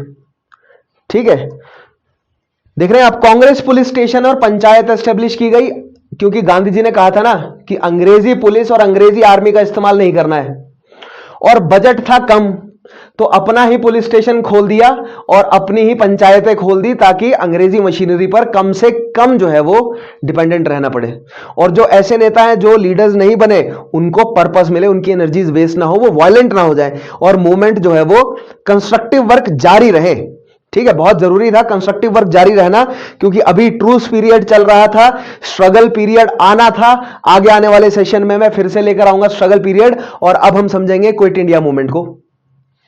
Non cooperation movement struggle, truce, civil disobedience movement struggle, truce, quit India movement struggle, और फिर देखते हैं truce आया या struggle आया या आजादी तक क्या क्या घटनाएं घटी। तो आगे हम कहानी को उस डायरेक्शन में लेके जाएंगे। ठीक है, तो पिछले सेशंस देखिए, कवर कीजिए उन सेशंस को, बहुत जरूरी है, तभी आगे आने वाली पूरी कहानी आप कनेक्ट कर पाएंगे। पहले पिछले सेशंस जोड़ें, आप सारी कहानी को तैयार कीजिए अपने दिमाग के अंदर। ठीक है, आगे बढ़ते हैं। अब आखिरी में देखते हैं कांग्रेस के द्वारा लिए गए इन स्टेप्स का इवैल्यूएशन करते हैं, कहां तक कांग्रेस कामयाब रही, कहां तक नहीं रही। ठीक है, तो मोस्ट ऑफ द पॉइंट्स मैंने डिस्कस कर लिए हैं ऑलरेडी। जैसे कि पहला पॉइंट देखिएगा, though by 1939 internal strifes, opportunism and hunger for power had started surfacing among congressmen, yet they were able to utilize council work to their advantage to a great extent। Gandhi ji already जानते थे कि नेता लोग एक ना, क्योंकि मनुष्य है और अंग्रेज का सिस्टम जो है वो बहुत भयंकर तरीके से, उन्होंने बहुत जबरदस्त मशीनरी उनकी, तो उन्होंने अगर ये बात सोची है ना कि भारतीय भोगविलास में पढ़ेंगे, तो डेफिनेटली पढ़ेंगे। जो भारतीय लीडर्स हैं वो आपस में लड़ेंगे ही लड़ेंगे, क्योंकि रीजनलिज्म भारत में बहुत ज्यादा था और अंग्रेजों ने उस चीज को हवा बहुत दी थी। तो कांग्रेस को इकट्ठा करके रखना एक बहुत आप मान सकते हैं कि एक बहुत बड़ी समस्या थी, कांग्रेस के लीडर्स को आपस में जोड़ के रखना। मदन मोहन मालवीय जैसे कट्टर हिंदू अगर एक साइड हो, और दूसरी साइड अगर अबुल कलाम आजाद जैसे लिबरल मुस्लिम्स हो, तो क्लैश तो होगा ही। ठीक है, तो यानी कि कांग्रेस के अंदर ही बहुत सारे ऐसे लीडर्स थे, उनके आपस में मतभेद थे। जैसे मैंने बताया ना, जो एक्सट्रीम राइट है आर गोपालाचारी, के एम मुंशी, और उसके अलावा जो एक्सट्रीम लेफ्ट है, ठीक है, जवाहरलाल नेहरू, सुभाष चंद्र बोस, इनके बीच में कॉन्फ्लिक्ट्स हैं इंटरेस्ट के। एक साइड चाहती है कि सोशलिस्ट आइडियाज अप्लाई किए जाएं, और दूसरा जो है वो कैपिटलिस्ट लोगों का साथ देना चाहते हैं। तो कांग्रेस के अंदर ही कॉन्फ्लिक्ट है, और कांग्रेस के अंदर के कॉन्फ्लिक्ट को हवा देने का काम कर रही है अंग्रेजी सरकार। ठीक है, और गांधी जी इस बात को जानते थे, नेहरू इस बात को समझता था। वो जानते थे कि समय आने पर हमें रिजाइन करना पड़ेगा, क्योंकि एक ऐसा टाइम फ्रेम है जिसमें हम सबको जोड़कर रख सकते हैं, फिर सब कुछ बिखरने लग जाएगा। ठीक है, तो जब तक सब कुछ बिखर नहीं जाता, जब तक कांग्रेस के लीडर्स करप्ट होना शुरू नहीं हो जाते, जब तक कांग्रेस के लीडर भोग विलास में नहीं पड़ जाते, जब तक प्रोविंशियल कांग्रेस लीडर्स जो हैं वो अपनी अपनी प्रोविंसेस में शक्तियां जो हैं वो अपने आप को रीजनलाइज करने नहीं लग जाते, उससे पहले पहले ज्यादा से ज्यादा मैटर्स जो हैं वो सुलझा लिए जाएं। यही पॉलिसी थी, यही पॉलिसी जो है वो यही पॉलिसी या यही स्ट्रेटजी बनाकर उतरे थे कांग्रेस के लीडर्स इन इलेक्शंस में, और यह काम करने में वो काफी हद तक कामयाब भी रहे। Next is the 28 month Congress rule was also significant for the following reasons. देखिए क्या क्या रीजंस है। पहला, the contention that Indian self-government was necessary for radical social transformation got confirmed। देखिए, अंग्रेजी सरकार कह रही थी कि भारतीय लायक नहीं हो, तुम लायक नहीं हो अभी संभालने के एडमिनिस्ट्रेशन। ठीक है, भारतीयों ने कहा कि हम लायक हैं, हमें मौका देके देखिए। भारतीय जो है वो जब से कांग्रेस की स्थापना हुई, या उसके वो जो एक पूरा माहौल बना था कि हमें जो है वो पॉलिटिकल अथॉरिटीज प्रोवाइड कीजिए या होम रूल आना चाहिए इंडिया में, तब से ही भारतीय लीडर कह रहे थे। लेकिन हो सकता है उस समय उनके लिए एडमिनिस्ट्रेशन प्रिपेयर नहीं था, लेकिन जब ये 28 महीने की गवर्नमेंट रही तो यहां पर प्रूव हो गया कि नहीं, भारतीय जो है वो एडमिनिस्ट्रेशन संभाल सकते हैं और बेहतरीन तरीके से संभाल सकते हैं। तो ये बात तो कंफर्म हो गई कि भारतीयों को जो प्रोविंशियल लेवल या जो सेंट्रल लेवल है वहां पर एडमिनिस्ट्रेशन भारतीयों को ही संभालना है। ठीक है, पहला पॉइंट क्लियर हो गया। दूसरा point, Congressmen demonstrated that a movement could use state power to further its ends without being co-opted। Congress ने एक बात प्रूव करी कि अंग्रेजी सिस्टम का ही उपयोग करके हम अपना नेशनल मूवमेंट जारी रख सकते हैं। ठीक है, दैट मीन्स कांग्रेस जिस मोटिव को लेकर उतरी थी ना इलेक्शन में, ठीक है, क्योंकि नेहरू क्या कह रहे थे कि हम पॉलिटिकल डेडलॉक्स क्रिएट करेंगे, लेकिन यहां पर उसका ऑपोजिट हुआ। जो पॉलिटिकल सिस्टम है ना, उसका इस्तेमाल किया गया ज्यादा से ज्यादा ऐसे कानून बनाने के लिए जो कि ज्यादा से ज्यादा पॉपुलेशन को फायदा पहुंचा सके। डेडलॉक्स क्रिएट करने की कोशिश कम की गई, लेकिन एक स्मूथनेस जो है वो बढ़ाई गई और भारतीयों के हित में बहुत सारे काम किए गए। ये बहुत इंपॉर्टेंट पॉइंट है। Next point, the ministries were able to control communal riots. सांप्रदायिक दंगे रोकने में कामयाब रही मिनिस्ट्रीज, बहुत बेहतरीन काम किया, क्योंकि उससे पहले खासकर 1920 के दशक में बहुत सांप्रदायिक दंगे हुए थे। सिविल डिसोबीडियंस मूवमेंट के समय में भी असम, बंगाल में बहुत सांप्रदायिक दंगे हुए थे। उसके बाद जो है वो सांप्रदायिक दंगे संभालने में जहां जहां पर कांग्रेस की सरकार थी वो कामयाब रही। ठीक है, क्योंकि सांप्रदायिक दंगे क्यों हो रहे हैं? क्योंकि जहां पर अंग्रेजी सरकार है वो भड़का रही है हिंदू मुस्लिम्स को आपस में।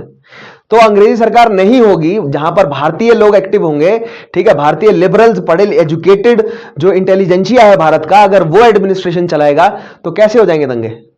ठीक है, नेक्स्ट चीज देखिएगा, the moral of bureaucracy came down. अंग्रेजी सरकार का थोड़ा सा हौसला टूटा कि ये तो भारतीय, तो हमें तो लगता था ये एडमिनिस्ट्रेशन नहीं संभाल पाएंगे, ये तो बहुत बेहतरीन तरीके से कमा रहे हैं, हमें तो ऐसा लगा था कि ये करप्ट हो जाएंगे। इन्होंने तो अपनी सैलरियां 2000 से घटाकर 500 कर दी। ठीक है, ऑफिस में जाते हैं तो यही नहीं पता चलता कि कौन मिनिस्टर है और कौन आम इंसान है। हालात ऐसे थे, जवाहरलाल नेहरू ने अपनी डिस्कवरी ऑफ इंडिया में यह बात मेंशन करी है कि आम आदमी जो है वो जो लेजिस्लेशन है उसमें भटक रहे हैं। मीटिंग चल रही है लेजिस्लेशन की और आम आदमी आकर बैठे हुए हैं, वो ज्वाइन कर रहे हैं। ठीक है, मिनिस्टर्स के कमरों में जा रहे हैं लोग जैसे कि उनका हक है। तो यहां पर ओनरशिप की भावना जो है वो आम लोगों में आई कि ये जो लेजिस्लेशन है, जो सेक्रेटरीट है, ये हमारा है। पहले अंग्रेजी सरकार भटकने नहीं देती थी, मारते थे कि तुम कैसे आ रहे हो इधर। अब वही भारतीय जो है वो मिनिस्टर्स के दफ्तरों में जाकर बैठ रहे हैं बगैर इजाजत के। उसके अलावा जहां पर असेंबली लग रही है वहां पर आम आदमी बैठ रहे हैं, वो असेंबली की प्रोसीडिंग्स को नोट कर रहे हैं, मीडिया आकर वहां पर बैठ रहा है। सो दैट मीन्स इस तरह की सिविल लिबर्टीज दे दी गई थी और लोगों को यह कॉन्फिडेंस आने लगा था कि नहीं, अगर आजादी होगी तो इस तरह की होगी। ठीक है, तो ये लोगों को थोड़ा सा आजादी का टेस्ट आने लगा था। इस वजह से ना सिविल लिबर्टीज का गलत इस्तेमाल बहुत किया गया। सिविल लिबर्टीज के नाम पर अपने पॉलिटिकल उल्लू सीधे करने की लोगों ने बहुत कोशिश की। ठीक है, आगे देखते हैं नेक्स्ट पॉइंट आएगा, council work help neutralise many अर्सवाइल होस्टाइल एलिमेंट्स। ठीक है, जो काउंसिल वर्क है उन्होंने बहुत सारे होस्टाइल एलिमेंट्स, यानी कि ऐसे लोग जो भारत में एकता नहीं बनने देते, जो कांग्रेस को काम नहीं करने देते थे पहले। क्यों? क्योंकि उनको शाय होती थी अंग्रेजों की, और अंग्रेजों की क्या थी? सरकार। लेकिन अब सरकार किसकी थी? कांग्रेस की थी। तो ऐसे जो एलिमेंट्स थे जो पहले कांग्रेस को सपोर्ट नहीं करते थे, अब वो कांग्रेस के नीचे आ गए। जैसे कि कुछ ऐसे जमींदार जो अंग्रेजों को सपोर्ट करते थे, अब वो कांग्रेस के सब्जुगेशन में आ गए। ठीक है, तो ये फायदा हुआ बहुत। Next is people were able to perceive the shape of things to come in if independence was won. लोगों को ये लगने लगा कि आजादी होगी तो ऐसी होगी, वो एक भावना आने लगी लोगों को। नेक्स्ट चीज, administrative work by Indians further weakened the myth that Indians were not fit to rule. भारतीय शासन के लायक नहीं है। भारतीयों ने जब एडमिनिस्ट्रेशन अंग्रेजों से बेहतर चलाया और अंग्रेजों की मदद कम से कम लेकर चलाया और कम से कम बजट में चलाया, तब अंग्रेजों को लगा कि यह बात जो है वो क्लियर होने लगी। क्यों? क्योंकि जो ब्रिटिश लिबरल्स है ना, उनके जो अखबार हैं, उन्होंने इंग्लैंड में छापना शुरू कर दिया कि जो भारतीय लीडर्स हैं वो कम से कम बजट में अंग्रेजों से बेटर एडमिनिस्ट्रेशन चला रहे हैं। दैट मीन्स हमारा जो एडमिनिस्ट्रेशन है वो करप्ट है। ठीक है, तो वहां पर भारतीयों की जो है वो थोड़ी सी कांग्रेस की और जो भारतीय एडमिनिस्ट्रेशन है उसकी जो है वो प्रशंसा हुई, जिससे कांग्रेस के मोराल में बूस्ट आया और अंग्रेजों की जो ब्यूरोक्रेसी है उनके कॉन्फिडेंस जो है वो धीरे धीरे कम होने लगे। नेक्स्ट चीज, the Congress ministries resigned in October 1939 after the outbreak of the second world war. द्वितीय विश्व युद्ध के शुरू होने के बाद अक्टूबर 1939 में कांग्रेस की मिनिस्ट्रीज ने सर्वसहमति से रिजाइन कर दिया। सभी कांग्रेस के मिनिस्टर्स ने रिजाइन कर दिया। रिजाइन क्यों किया, क्या क्या घटनाएं घटी, आगे अगले ही सेशन में वो सब चीजें मैं एक्सप्लेन करूंगा।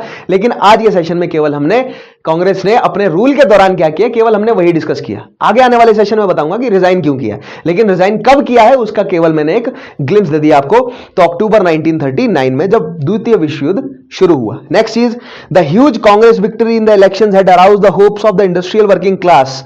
There was increased militancy and industrial unrest in Bombay, Gujarat and United Province and Bengal at a time when the Congress was drawn into a closer friendship with Indian capitalists. अब देखिए, कांग्रेस के leaders जो हैं वो मंत्री बने, उनकी सरकारें बनी, तो जो मजदूर हैं उनको लगा कि अब हमारा भला होगा, ठीक है। लेकिन जब कांग्रेस के लीडर्स ने कैपिटलिस्ट लोगों के साथ मिलकर, यानी कि उनके फायदे के लिए जो है वो, यानी कि उनके साथ जुड़कर जो है वो काम करना शुरू किया। क्यों? क्योंकि मंत्रालय में कैपिटलिस्ट भी है, पूंजीवादी पूंजीपति भी तो है भारतीय, तो उनका वोट जरूरी है किसी रेजोल्यूशन को पास करने के लिए। तो इससे जो लेबर है वो खाता खा गया कि हम जिनके खिलाफ लड़ रहे हैं आप उन्हीं के साथ मिलकर जो है वो पॉलिटिक्स खेल रहे हो।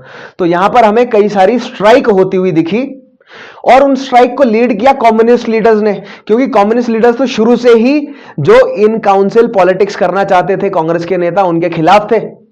और जो कांग्रेस के नेता इन काउंसिल पॉलिटिक्स करना चाहते थे वही जमींदारों के साथ मिलकर काम कर रहे थे। तो यहां पर एक इंटरेस्ट में कॉन्फ्लिक्ट था। कांग्रेस के ऐसे मॉडरेट लीडर्स जो कि जमींदारों के साथ मिलकर रेजोल्यूशंस पास कराना चाहते थे, और दूसरे कांग्रेस के ऐसे या कम्युनिस्ट पार्टी के ऐसे लीडर्स जो मजदूरों के हितों के लिए मूवमेंट्स या एजिटेशंस करना चाहते थे। तो उनके बीच में क्लैश होना बनता ही था, ठीक है।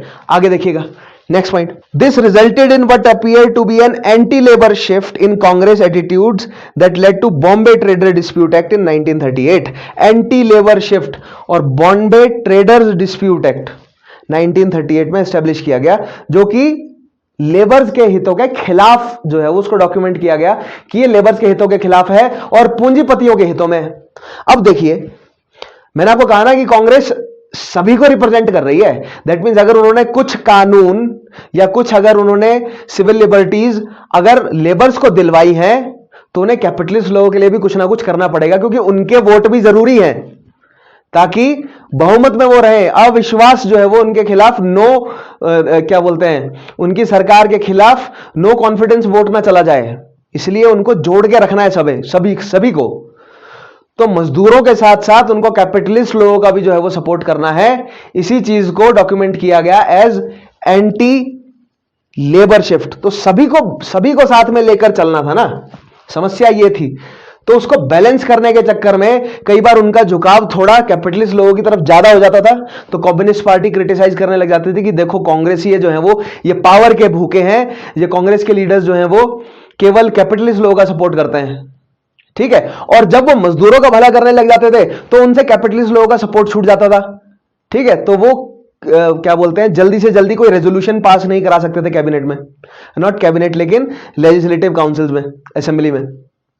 तो ये एक समस्या थी कांग्रेस के सामने कि किसका सपोर्ट करें। तो उसमें एक बैलेंस क्रिएट करने की कोशिश कर रहे थे कांग्रेस के लीडर्स। उस बैलेंस क्रिएट करने के चक्कर में उनको क्रिटिसाइज कई जगहों पर किया गया है। आगे आने वाले टॉपिक के माध्यम से मैं वो क्रिटिसिज्म समझाऊंगा।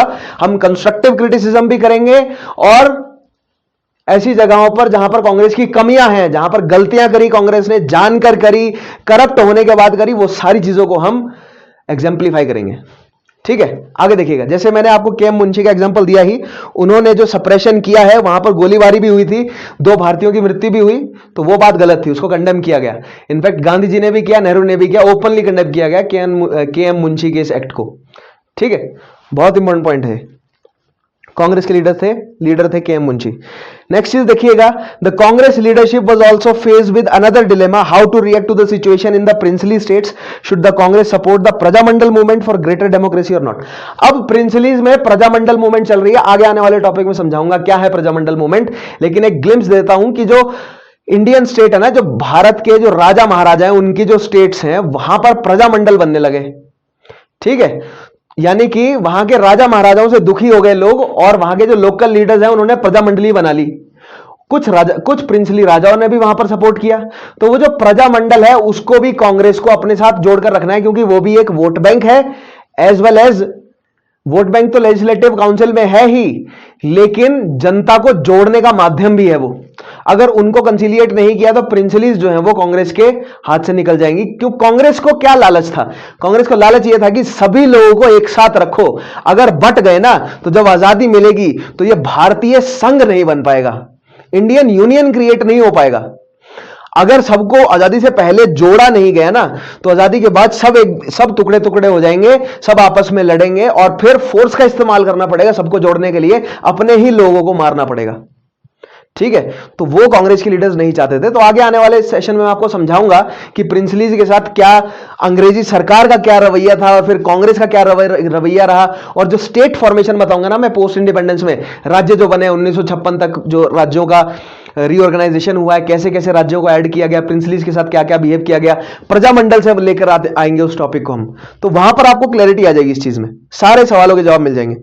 ठीक है, आगे देखिए, नेक्स्ट आता है हमारा, in the mean while the all India Muslim league. अब ऑल इंडिया मुस्लिम लीग का स्टांस देखना जरूरी है, क्योंकि वहां पर भी एक बड़ा हिस्सा है पॉपुलेशन का। Annoyed with Congress for not sharing power with them established in Pirpur committee in 1938 to prepare a detailed report on the atrocities supposedly committed by the Congress ministers। अब ऑल इंडिया मुस्लिम लीग क्या कह रही है कि Congress ministers द्वारा जो Muslim community है उस पर एट्रोसिटीज की गई, मुस्लिम मजदूरों पर, मुस्लिम जमींदारों पर एट्रोसिटीज की गई। जो कांग्रेस के लीडर्स हैं उन्होंने केवल फेवर किया हिंदू जमींदारों को और हिंदू मजदूरों को और हिंदू कृषकों को। तो यहां पर माइनॉरिटी में रहे कौन, और यानी कि पॉलिटिकल सपोर्ट जो है वो किसको नहीं मिला, मुस्लिम्स को। तो ये ग्रीवियंस था किसका, मुस्लिम लीग का। उसके लिए एक रिपोर्ट बैठी थी, एक कमेटी बैठी थी पीरपुर में। आगे आने वाले सेशन में बताऊंगा कि क्या है वो पीरपुर की कमेटी। ठीक है, इससे जस्ट अगला जो सेशन आएगा उसी में ही ये सारी चीजें मैं डिस्कस करूंगा आपसे। लेकिन यहां पर मुस्लिम कम्युनिटी का ग्रीवियंस है और उठाया किसने, ऑल इंडिया मुस्लिम लीग ने। Next is, in this report the committee charge the Congress with interference in the religious rights, suppression of Urdu in favor of Hindi, denial of proper representation and the oppression of Muslims in economic sphere। तो ये चीजें मैंने आपको बताई। कांग्रेस मुस्लिम लोगों के साथ क्या कर रही है, उनके रिलीजियस मामले में इंटरफियर किया जा रहा है, उर्दू की जगह हिंदी को पॉपुलराइज किया जा रहा है। ठीक है, denial of proper representation and operation of Muslims in economic sphere. तो ये आगे आने वाले टॉपिक में एक्सप्लेन करूंगा ही। नेक्स्ट चीज लास्ट देखते हैं हम, the Congress was forced to realise that being in power and actually running the administration was not easy and all sections of population had such high expectation and could not be fulfilled all at once. अब यहां पर कांग्रेस के आगे सबसे बड़ी समस्या थी समय। उनके पास समय नहीं था। उन्हें पता था कि एक लेवल ऐसा आएगा कि कांग्रेस के लीडर्स आपस में लड़ेंगे, मुस्लिम लीग का प्रेशर होगा, इंटरनेशनल प्रेशर होगा, अंग्रेजी सरकार का प्रेशर होगा, कम्युनिस्ट राइट लेफ्ट सेंटर सबका प्रेशर होगा और कांग्रेस जो है वो लीडर्स आपस में लड़ने लग जाएंगे और भला कुछ नहीं हो पाएगा। ऐसे में करप्ट हो जाएंगे, फायदा केवल अंग्रेजों को होगा इससे। तो वो लेवल आने से पहले ज्यादा से ज्यादा जो है वो रिफॉर्म्स ले आए जाएं, उसके बाद हम रिजाइन कर देंगे। ये स्ट्रेटेजी थी अंग्रेजों की, कांग्रेस की। ठीक है, और वही आज हमने समझने की कोशिश करी। तो आज के सेशन को यहां पर कंक्लूड करते हैं। आज हमने क्या पढ़ा, तो कांग्रेस की जो इलेक्शन हुआ, ठीक है, 1937 में, गवर्नमेंट ऑफ इंडिया एक्ट 1935 के बाद। पिछला सेशन नहीं देखा है गवर्नमेंट ऑफ इंडिया एक्ट तो जरूर देखिएगा, तभी समझ आएगा आज का टॉपिक पूरा का पूरा। ठीक है, सो इलेक्शन के बाद क्या क्या घटनाएं घटी, क्या क्या रिफॉर्म्स लाए गए मजदूरों के लिए, पीजेंट्री के लिए, सोशल रिफॉर्म, सिविल लिबर्टी क्या क्या लाई गई, इवैल्यूएशन देखा हमने, कहां तक सही रहा कहां तक गलत रहा, और कुछ एग्जांपल्स हमने उठाए बीच बीच में। ठीक है, तो आज के सेशन को अगर आपने थॉरली फॉलो किया है तो कमेंट में वो सवालों के जवाब जरूर दीजिएगा जो मैंने बीच बीच में पूछे हैं। उसके अलावा सेशन कैसा लगता है मुझे कमेंट में जरूर मेंशन कीजिएगा। ठीक है, और पिछले सेशंस नहीं देखे हैं तो स्टडी आईक्यू के चैनल पर जाइएगा, प्लेलिस्ट आपको मिल जाएगी मेरे नाम से। उन सेशंस को देखना शुरू कीजिए, बहुत जरूरी है उन सेशंस को आप थॉरली फॉलो करें और रेकमेंड करें उन स्टूडेंट्स को जो आप ही की तरह तैयारी कर रहे हैं गवर्नमेंट जॉब एग्जामिनेशंस के लिए, क्योंकि मैंने हमेशा से कहा है कि ये आपकी फाउंडेशन क्रिएट करेंगे। अगर आप किसी भी लेवल का एग्जामिनेशन दे रहे हो, चाहे वो 1 दिवसीय लेवल का हो, चाहे वो यूपीएससी का मेंस लिखना चाहते हो, हर एक एग्जामिनेशन में आपको ये सेशन जो है वो मदद करने वाले हैं।